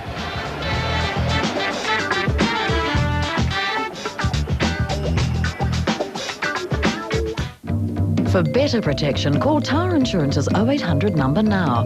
And if you do have an accident, you can choose your own qualified car repairer.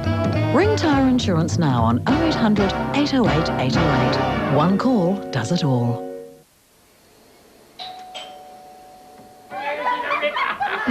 It's your cousins from Whoop Whoop.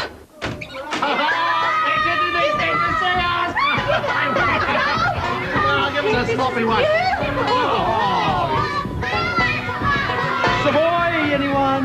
Arnott's Savoy. When unexpected friends drop in.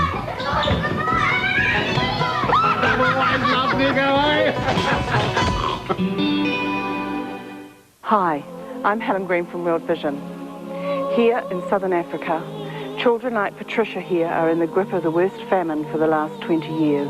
If you've ever thought about sponsoring a child, the time is now. We urgently need 2,000 children sponsored by the end of September. Please save lives by sponsoring a child. Call World Vision now, 0800 80 2000. As a nurse, I was so busy taking care of others, I was neglecting myself. I weighed 68 kilos and I'm only 5 feet tall. I knew I couldn't lose the weight on my own, so I called Jenny Craig and I lost 20 kilos. Jenny Craig's one-on-one consultations give you the support and motivation you need to reach your goals. Call Jenny Craig on 0800 502 302 and you can lose 10 kilos for just $10 plus the cost of food. Hurry, this is a strictly limited offer. Call 0800 502 302 now. If your battery dies, Marshall is there to help. 7 days a week, Marshall will deliver and fit a quality battery to have you back on the road at surprisingly little cost. So if you need a battery to get you going, just holler for a Marshall. Call 0800 Battery. We built the shed back in '64, a timber frame on a concrete foundation. The Vincent boys said it wouldn't last, but it did. After the storm of '73, it was the only thing left standing. When it got struck by lightning for the 3rd time, they started calling it Campbell's Castle. Been with Elders Finance for a few years now. When it comes to investments, a good solid foundation is just as important. Nothing lasts forever, but I reckon Elders Finance and that old shed will be around for a few years yet. Marge, the rains are here. Super juicy corn cobbets, specially grown in New Zealand to be super juicy. So juicy, they're simply bursting with flavour. Ah, McCain, you've done it again. There's a cafe that brings you the tantalizing taste of a stimulating short black with no waiting around. For real coffee with zip, Cafe Zip at BP Connect. The atomic bomb alternative secretly tested off the coast of Auckland. We were being asked to do something that was not possible. And a Kiwi code-breaking catastrophe that could have cost us the war. It was a crucially bad slip-up. It cost the lives of many American servicemen in the Pacific. Secret New Zealand, 8 o'clock tonight on 1.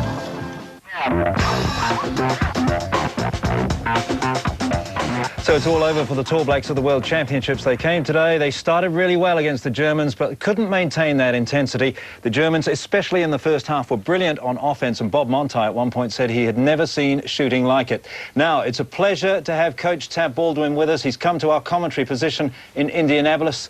Tab, we appreciate that it's a busy time for you straight after a game, so thanks very much for coming over. We know how good the team can be and has been, but Germany just shot the lights out today. That was a great day for German basketball. I mean, they really did, and our defense just wasn't up to it. And, you know, probably a lot of reasons for that. But we're very disappointed. We're disappointed the last 2 days. It's, you know, it's a lot for us to overcome. But this has been a great tournament for us. And, you know, we'll take a heck of a lot out of it, and we'll learn an awful lot from it.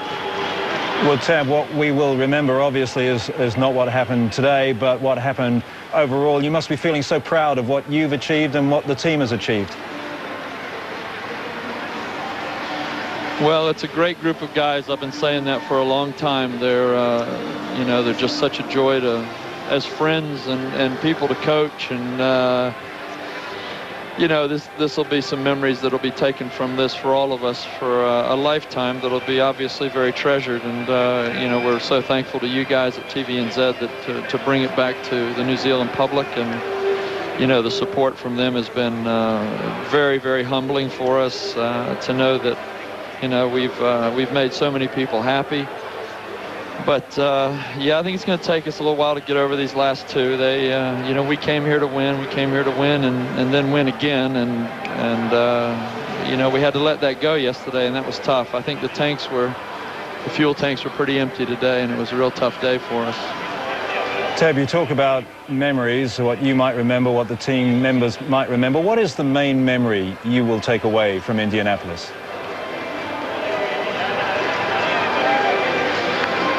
You know, Jeff, it's not just Indianapolis.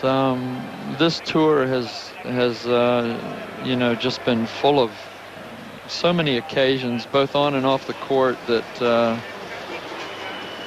you know, it's the relationships, really. And I think I'll always remember these guys as people that gave so much, you know, people that never questioned the sacrifices that I asked them to make. And they were pretty astronomical at times. And, you know, we did it because we love the game. You know, we wanted to be winners so bad. We knew we believed something that probably nobody else believed. And, you know, the pursuit of that was a very myopic goal of ours. So I don't, you know, there's no one thing, you know, maybe the win over Puerto Rico to get us into the semifinals, the feeling in the changing room after that. But there's just so many, and you know, I'd probably be better on reflecting on them at a later time, actually. Tab, you worked so hard. You've all worked so hard. But what impressed us so much watching back home from thousands of miles away was the belief and the confidence that you were able to instill in the Tall Black squad. How did you do that? Mate, I just think that, you know, we worked really hard, and it's a contagious thing. I think that, you know, this team is full of guys that have had a lot of success, and they didn't, you know, come home to play for New Zealand to all of a sudden be second-rate citizens on the world basketball scene. They expected to be successful, and you know, everywhere they've been, the Kirk Pennies, the Phil Jones, the Pero Camerons especially, Mark Dickles, you know, they're winners, and they've done it for teams in New Zealand, for teams outside of New Zealand, and, you know, that's their attitude. I don't think it's anything that I instilled in them. I think maybe it's just something that was galvanized in the team, and it's very much their attitude. And, you know, you know, I just believe that it's inside all of us if we'll just allow ourselves to dream and then, you know, not think that a dream is just going to happen. You have to work really hard and work smart.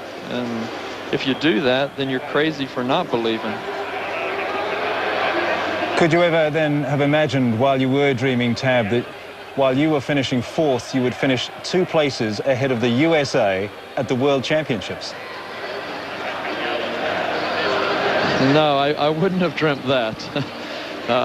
But that certainly wasn't really an issue for us. We didn't look at, you know, the U.S.'s failure here and say, well, what a great tournament for us because we finished ahead of them. You know, we were very focused on what was in front of us, and you know that Yugoslavia game yesterday was really, and I mean the preparation that went into that, and the thought and the care and the emotion, you know, it was epic really, and you know, we were. I can't describe how devastated we are, and it was so funny to have everybody walking around us congratulating us on, you know, the first half and congratulating us on where we had gotten in the tournament. And you know, I guess as rational human beings we could understand what was being said, but we were so focused, we were so driven that game was, you know, it was the most devastating thing I've ever been a part of. And you know, it wasn't until this morning that I woke up that I even felt, you know, partially human again. And I think, you know, the look in the guys' eyes last night and as they wandered around the hotel, we were, you know, it was a dream that was very real to us. It was very achievable to us, and it was gone. And there's no other way to put it. It was gone. And that was a real bitter pill for us to swallow, and probably have to learn from that for the future, you know, that these tournaments are made up of a sequence of games, but I don't know. We wanted a gold medal. That's what we wanted. Well, Tab, thanks very much for coming over to talk to us. I don't often feel comfortable about talking for everybody who might be watching because we're a pretty diverse group in this country. But on behalf of those people who may never get the chance to talk with you, I want to say thank you. I want to say thank you to the team members for what you and they have achieved, for the passion you've shown, for the pleasure and the joy that you've given us. And it's been a delight to ride the roller coaster with you, Tab. Well, I can honestly say to the people of New Zealand that it wouldn't have been possible for us to have that passion and to give what we have given if we didn't know that back home everybody was, you know, so caught up in it and so desperately wanting us to succeed. It gave us so much to play for other than ourselves, and, you know, we are eternally grateful to them, and we know we represented a great country, and I just hope we did it as well as we could. Thank you very much. Thank you, Tab. I know you're disappointed right now, but enjoy the moment, and I know that as the disappointment of today wears off, you will come to appreciate what you've achieved. It's just been fantastic. Thanks very much for everything that you've given us. There's Tab Baldwin live in Indianapolis. We've got Chris Tupu, we've got Tracy Carpenter with us as well. It's just a fantastic achievement overall, Chris. Oh, you know, outstanding. I look back over the last 2 weeks, and you know, leading right back to that series win against Australia, because that's where it all started. The build-up, the Hungary series, and the World Championships, and the, you know, performances we've seen here started with Russia. It's been superb, and I know that you know, Tab and the team, I'm sure that they are aware that the country is right behind them all, you know, the whole way. Tracy? Unbelievable run. I mean, I know that Tab, as soon as we beat Australia, they started preparing for the first game. Russia, they were very well prepared from that, and then it just snowballed from there. I mean, just a great run. They've captivated the nation. All right, well, let's just take a look now of the stats from the game we've just seen. New Zealand playing Germany for the 3rd and 4th playoff. Germany winning the bronze medal, and there you see that field goal percentage. Germany was shooting the lights out in the first half, even 65%. It's down from the first half, Chris, but that's still a very impressive number. Yeah, it's still very, very hard to beat a team that shoots that well from the field. You know, when we look at their fast break points, 30-5, they really did get out and run the lanes, and it was, you know, a feature of the game for the Germans. And Tracy, those bench points there, 49-21, they did have a long bench. They sure did. Germany with more depth, and hey, we played 9 games in 11 days. Looked a little on the tired side, not quite the energy, and got to give credit to Germany. They're incredibly talented, led by one of the few best players in the world, Nowitzki, and they were really hard to stop today. All right, 117-94 it was, the final score. Let's take a look at some of the best plays from the game. This third and fourth playoff. Don't forget the World Championship final coming at 8 o'clock. Jones was pretty hot to start the game. Came up with some really good shooting early on, got inside, mixed it up. That was the thing about the New Zealand start. We talk about how they were perhaps down on energy, but they came out. They were intense first up. Yes, Phil Jones got them going offensively, but the spark defensively just wasn't there, and we conceded 74 points in the first half, which makes it very difficult to win. That was Ed Book landing 3, but it was that offense. The Germans in the first half, they hardly missed a thing, and inspired by their NBA star, Dirk Nowitzki. Yeah, really hard. A player of his size, you know, when he starts shooting the fadeaway shots as he's known for, it's very, very hard to stop, even with a taller player trying to get a hand up on him. And even Dylan Boucher, who has shown such defensive intensity through this tournament and did such a good job on him in the first game as well, couldn't do much today. Yeah, you got to realize that Nowitzki is 7 feet tall and is a guard. He's a perimeter player. He's so multi-skilled, very, very difficult player to guard. All right, there we have it. It's all over as far as the Tall Blacks are concerned. They finished 4th at the World Championships, going down to Germany today, 117-94. Stay with us. We have more on the Tall Blacks after this. I just wanted to tell you that I love you. We're having a little problem with the plane. On September 11 last year, United Flight 93 was hijacked over Pennsylvania. 3 of them. We don't know what's going to happen. Terrified passengers managed to make phone calls to their loved ones. Let's just look out the window at the beautiful blue sky and take some deep breaths together. This week's DNZ World Extra is a deeply moving account of that flight. I've said, you know, be brave, put a picture of Emmy and I in your head and just pray. DNZ World Extra, tonight on 1. As a nurse, I was so busy taking care of others, I was neglecting myself. I weighed 68 kilos and I'm only 5 feet tall. I knew I couldn't lose the weight on my own, so I called Jenny Craig and I lost 20 kilos. Jenny Craig's one-on-one consultations give you the support and motivation you need to reach your goals. Call Jenny Craig on 0800 502 302 and you can lose 10 kilos for just $10 plus the cost of food. Hurry, this is a strictly limited offer. Call 0800 502 302 now. At Elders Finance, we believe future security should be built on a solid foundation. 8.05% 24-month secured term deposit. For an investment statement and application, call 0800 353 377. Marge, the rains are here. Super juicy corn cobbets, specially grown in New Zealand to be super juicy. So juicy, they're simply bursting with flavour. Ah, McCain, you've done it again. Personal Care Line, can I help you? Yes, I think my laundry powder's giving my little boy itchy skin. Try Persil Sensitive. It's free of dyes and perfumes, so it's great for sensitive skin. And wash your clothes and bedding regularly to remove those things which can cause irritation or set off asthma or allergies. Thanks. That's really helpful. And remember, every pack sold directly supports the Asthma and Respiratory Foundation's training and education programs. So you're supporting a great cause.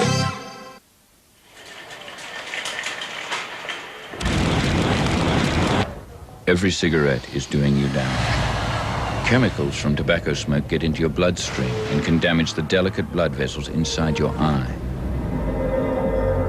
We now know that smoking is a major cause of irreversible blindness. Every cigarette is doing you damage.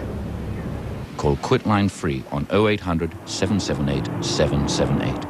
You'll get more wear from Renovere. All Renovere jackets and raincoats are totally reversible. 2 jackets in 1. Made in New Zealand, superior quality Renovere raincoats fit into a handy carry bag that tucks neatly into your glove box, sports bag or handbag. Renovere raincoats direct to the public at factory prices. Browse their range today at www.renovere.com or phone 0800 11 8577. You'll get more wear from Renovere Reverse Wear.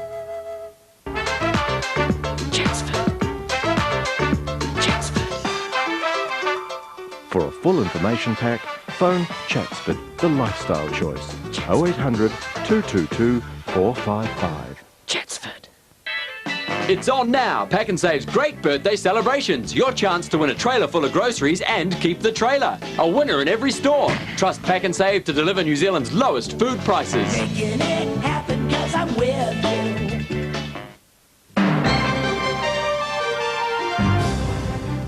Good morning. Pressure is mounting this morning on Saddam Hussein to soften his stance and let in weapons inspectors. But it could all be too late as the United States and Britain remain determined to sweep his entire regime away. Speaking after talks with President Bush, Prime Minister Tony Blair says they've agreed on a shared strategy for dealing with Saddam Hussein and Iraq's weapons of mass destruction. Mr. Blair says the plan would involve the broadest possible international support because Iraq poses a challenge for the whole world. Doing nothing, he says, is not an option. And action has to be as swift as possible. In Washington, the US Vice President Dick Cheney said events over the next few weeks will decide whether or not military action is taken. So we find ourselves in a situation where the president has an obligation to defend the nation, and it's conceivable that that could at some point require him to take military action. We'd like to do it with the approval and support of the Congress. We'd like to do it with the sanction of the international community. But the point in Iraq is this problem has to be dealt with one way or the other. Meanwhile, British Prime Minister Tony Blair has returned home and is expected to publish his dossier of evidence against Saddam in the next 2 weeks. Back here, police are investigating a home invasion in Mount Wellington overnight. It comes amid claims police can't cope with the crime problem in Auckland. Burglary victim Riaz Khan is complaining that he struggled to get police help after 3 burglaries in 10 days. Mr. Khan says the first time his second-hand shop was burgled, the police didn't show. The second time, they were 12 hours late, and the third time he was told to call back after the weekend. Police Minister George Hawkins says it's unacceptable. It's entirely unsatisfactory, and my staff will be talking with those from the Office of the Commissioner. The Police Minister is investigating a range of options to ease the severe shortages in Auckland and Counties Manukau. In sport, the team which has captivated the country has finished 4th in the Basketball World Championships. Germany was too strong for the tired Tall Blacks. The final score this morning, 117-94. Phil Jones led the Tall Blacks effort with 26 points. Coach Tab Baldwin says the result was a disappointment, but he's proud of his team's effort. Yugoslavia are about to play Argentina in the final. But better news for the Warriors, who have unexpectedly clinched Rugby League's NRL minor premiership and a cheque for around $116,000. The Warriors were first equal with Newcastle on the NRL standings after Friday night's victory over Wests. But the Knights' 40-22 loss to the Dragons handed the New Zealand team their first minor premiership. The Warriors now play Canberra in the opening round of the playoffs next Sunday. And that's breakfast news for this morning. Join us for our next bulletin at midday. Now here's Mike with today's weather. Thanks for that, Neil. Good morning to you. Well, there's a pretty typical springtime nor'west flow across the country, pretty much splitting the South Island in two. Cloud and the odd shower is how it plays itself out in the west. Dry with high clouds, the recipe in the east. The nor'west is all gust to gale force in Canterbury at times and near storm force in Southland and Otago later this afternoon. The showers carry themselves a little bit further inland on that northwest flow in the North Bay. Plenty may catch a couple after lunch. There's plenty of fine spells to go with all that though, and more so by afternoon. The east stays fine, the nor'westers stay fresh. Right now for you, more World Cup basketball.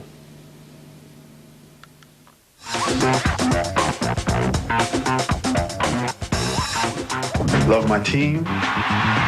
I just love the game. From Russia, we love. The game never stops. I enjoy dunking. I'm a shot blocker. Whoa. What can take the fun out of basketball? Doping. Don't cheat. Stay away from doping. Some of the big names of the sport with a very important and positive message. The big names there including Mark Dickel and Sean Marks. So Germany wins the bronze medal at the World Championships this morning. We have the World Championship final just after 8 o'clock, around about 5 past, Argentina and Yugoslavia. But let's put the New Zealand performance in this tournament in perspective with Chris Tupu and Tracy Carpenter.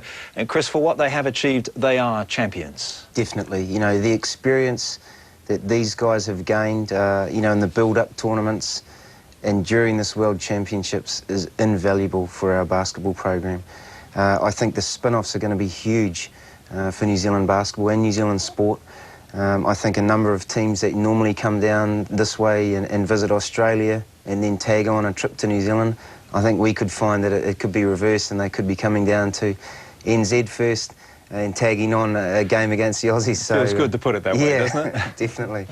Tracy, disappointed obviously in the results over the last couple of days, but the abiding memory has to be one of the successes of the tournament overall and making the top 4 at the World Championships. Yes, it's been a great run. The last thing that I said to Tab before he left was go shock the world, and he has, and the team has. The Tall Blacks have you know, people know where New Zealand is now, and they know how good New Zealand is. And the benefits from the success of this tournament is immeasurable. Talk about talking with Tab, when we were talking with Tab just before, it struck me how drained he sounds. Well, what people don't realize is that coaches basically are up all night watching the videotape and analyzing their game and their next opponent. And playing 9 games in 11 days, you know, can take its toll. It's been a long run. Well, there's the game itself, which is incredibly stressful. And I would imagine it's pretty tough to wind down after that, but then you've got to go and do all that analysing as well. It's tough. Yes, it is, and Tab's done a masterful job getting the team ready to play the next day. Well, Chris, in fact, Tab, I thought, played down his part in the team's success, but really you can't do that, can you? You've got to put this huge tick beside the guy and say he was a master. Without a doubt, and you just need to listen to the players, you know, the articles that have been written in the papers, and listen to the comments from Sean Marks and Phil Jones and all of the players. You know, Tab really is the heart of this team, and the ones that, you know, he's the one that's really driven the team to where it's got, and obviously he has great belief in his players, and the team chemistry, I think, is one factor that the New Zealanders just outshone all of those other teams over there, the world champs.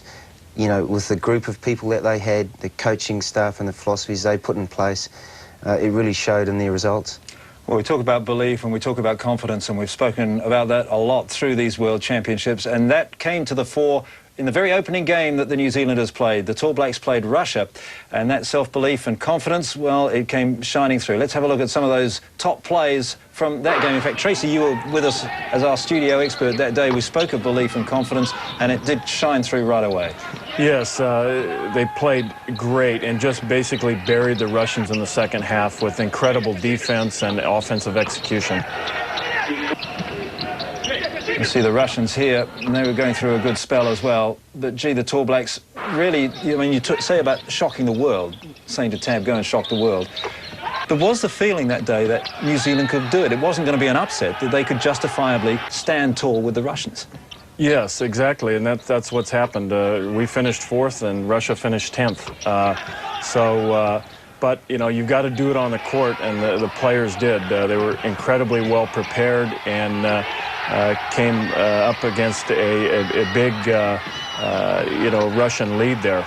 So they overhauled them in the second half. And Sean Marks, of course, still playing. It's amazing, again, that we have gone so far in this tournament with Sean Marks sitting on the bench. Yes, it has. I mean, that's an incredible feat to take your best player, your inside force out of the game. It changes the way that New Zealand had to play, and it's unbelievable to think that you know, we could take a player of his stature out and finish in the top 4. And New Zealand, Chris, on the boards, 40 to 36 against Russia. Big stat there, and Sean, he averaged almost 8 rebounds a game before he was injured, so you know, that was a big factor in that game, definitely. But did you have the feeling, Chris, as far as the Russian game was concerned, that we could go out there and win it as well? Definitely. You know, Tab targeted this game 12 months ago. You know, as soon as they beat Australia, they went to the drawing board and they targeted this as a winnable game. And you saw there, you know, they put a lot of effort in. Murray McMahon, the video analysis guy, they were able to put together a big package of all their offences and defences, and you can see there they were very well prepared and they were able to execute their game plan to perfection. Well, there was that opening win then over Russia. That was followed by the game against Venezuela, and that had the interesting start, you may remember, where the Venezuelans turned their back on the haka, and that had the impact really of firing up the Kiwis. The Venezuelans away to a pretty good start, but the New Zealanders again, and you talk about games being targeted, Chris, there was the Russian game. Certainly this one was targeted as well. Yes, without a doubt, you know, and they came out firing.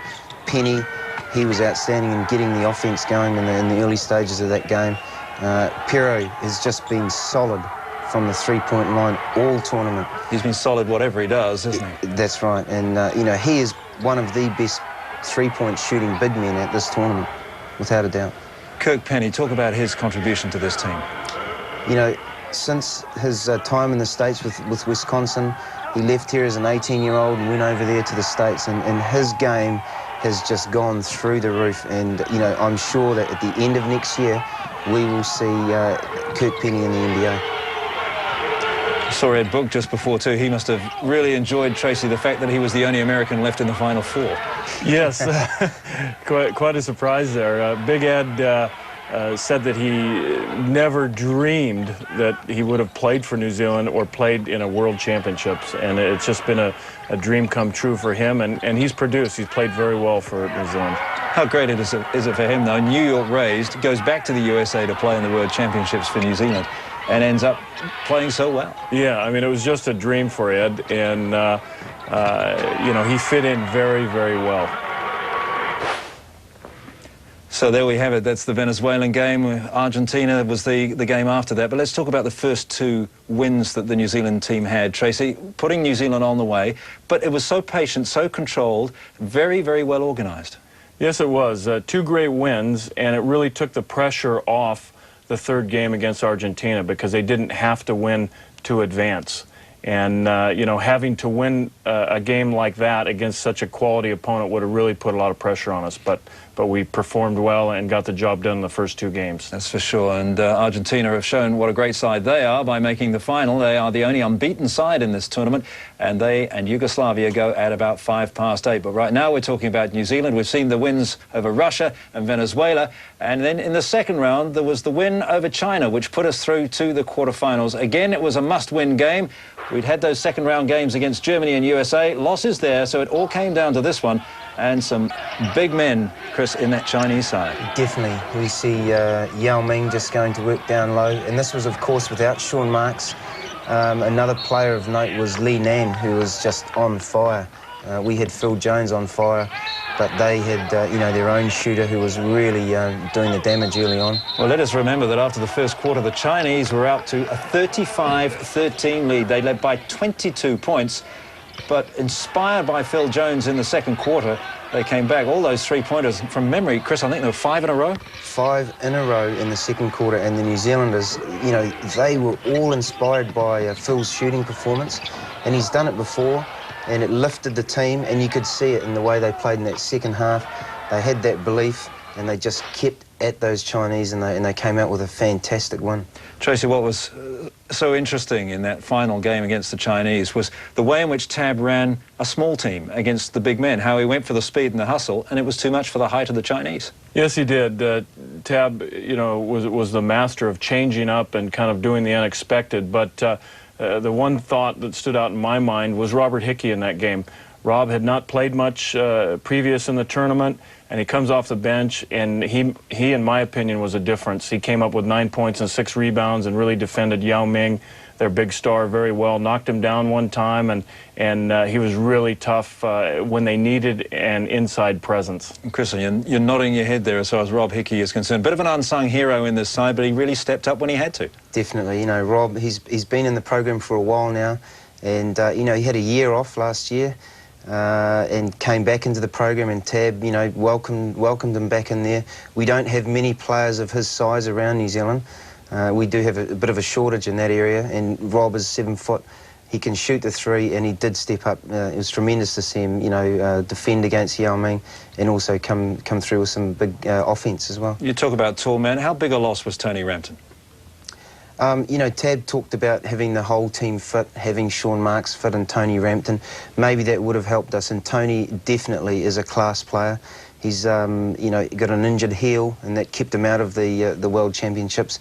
One of those injuries is just such a hard thing. The only way to get those heels better is rest. And, you know, it was really unfortunate that he wasn't available. but we may see him back in New Zealand when the Tall Blacks have a series here, maybe next year. Well, I look forward to that, that's for sure. Now, let's bring in Jeff Green into this discussion. Jeff's in our commentary position in Indianapolis. Jeff, we've been discussing the perspective that we can take on this tournament from New Zealand's performances. What's your take on that? Well, Jeff, you've got to be proud as a nation first and foremost, and secondly, the Tab Baldwin coach team has done us very proud over here, and I don't know if the people back home can feel the excitement and just some of the articles that have been written over here in the US press, because you know, once the USA were out of the tournament, the US press had to write about someone, and they wrote about the Kiwis. I picked up 3 newspapers today, and it was nothing but about the Kiwis. So, you know, the performance has been great. Sure, we you know, didn't come away with the bronze medal, but no one expected us to get anywhere other than Tab and the team to the second round. So, you know, this team has been able to just break records left, right and centre. They've been able to do things that we in New Zealand basketball was probably only thought it was a dream, and Tab said it right. You know, we dare to dream. We're a country of dreamers, and you know, I've said it before in the commentary. We're a small country but big hearts, and the Kiwi team, the Tall Blacks, on their way out of the stadium, just got just a thunderous amount of applause from both the Argentinian and the Yugoslav fans. So they've been held in high regard at these World Championships. Jeff, we can take away so many memories from this tournament. What's the main memory you'll have from what the Tall Blacks achieved at Indianapolis? I think the memories that I'll take is some of the individual brilliance of the Kiwis. You know, like yesterday's game, for example, against Yugoslavia, Kirk Penny, he ball faked his man, and then he put the ball through his legs. He reverse pivoted, and then he split the defense and made a left-hand layup. You know, that's a great moment. Pero Cameron, just an outstanding captain. He led his team right from the front. You know, and I said it this morning, undersized at times, but oversized at times, and it's just a real great moment. I heard you guys talking about Rob Hickey. Rob really stepped up and did a great job against the Chinese. Ed Book, who would ever thought that Ed Book would come here and make such a major contribution as he did. And, you know, let's not forget about the Reefton kid, Phil Jones. Phil Jones is a world-class shooter.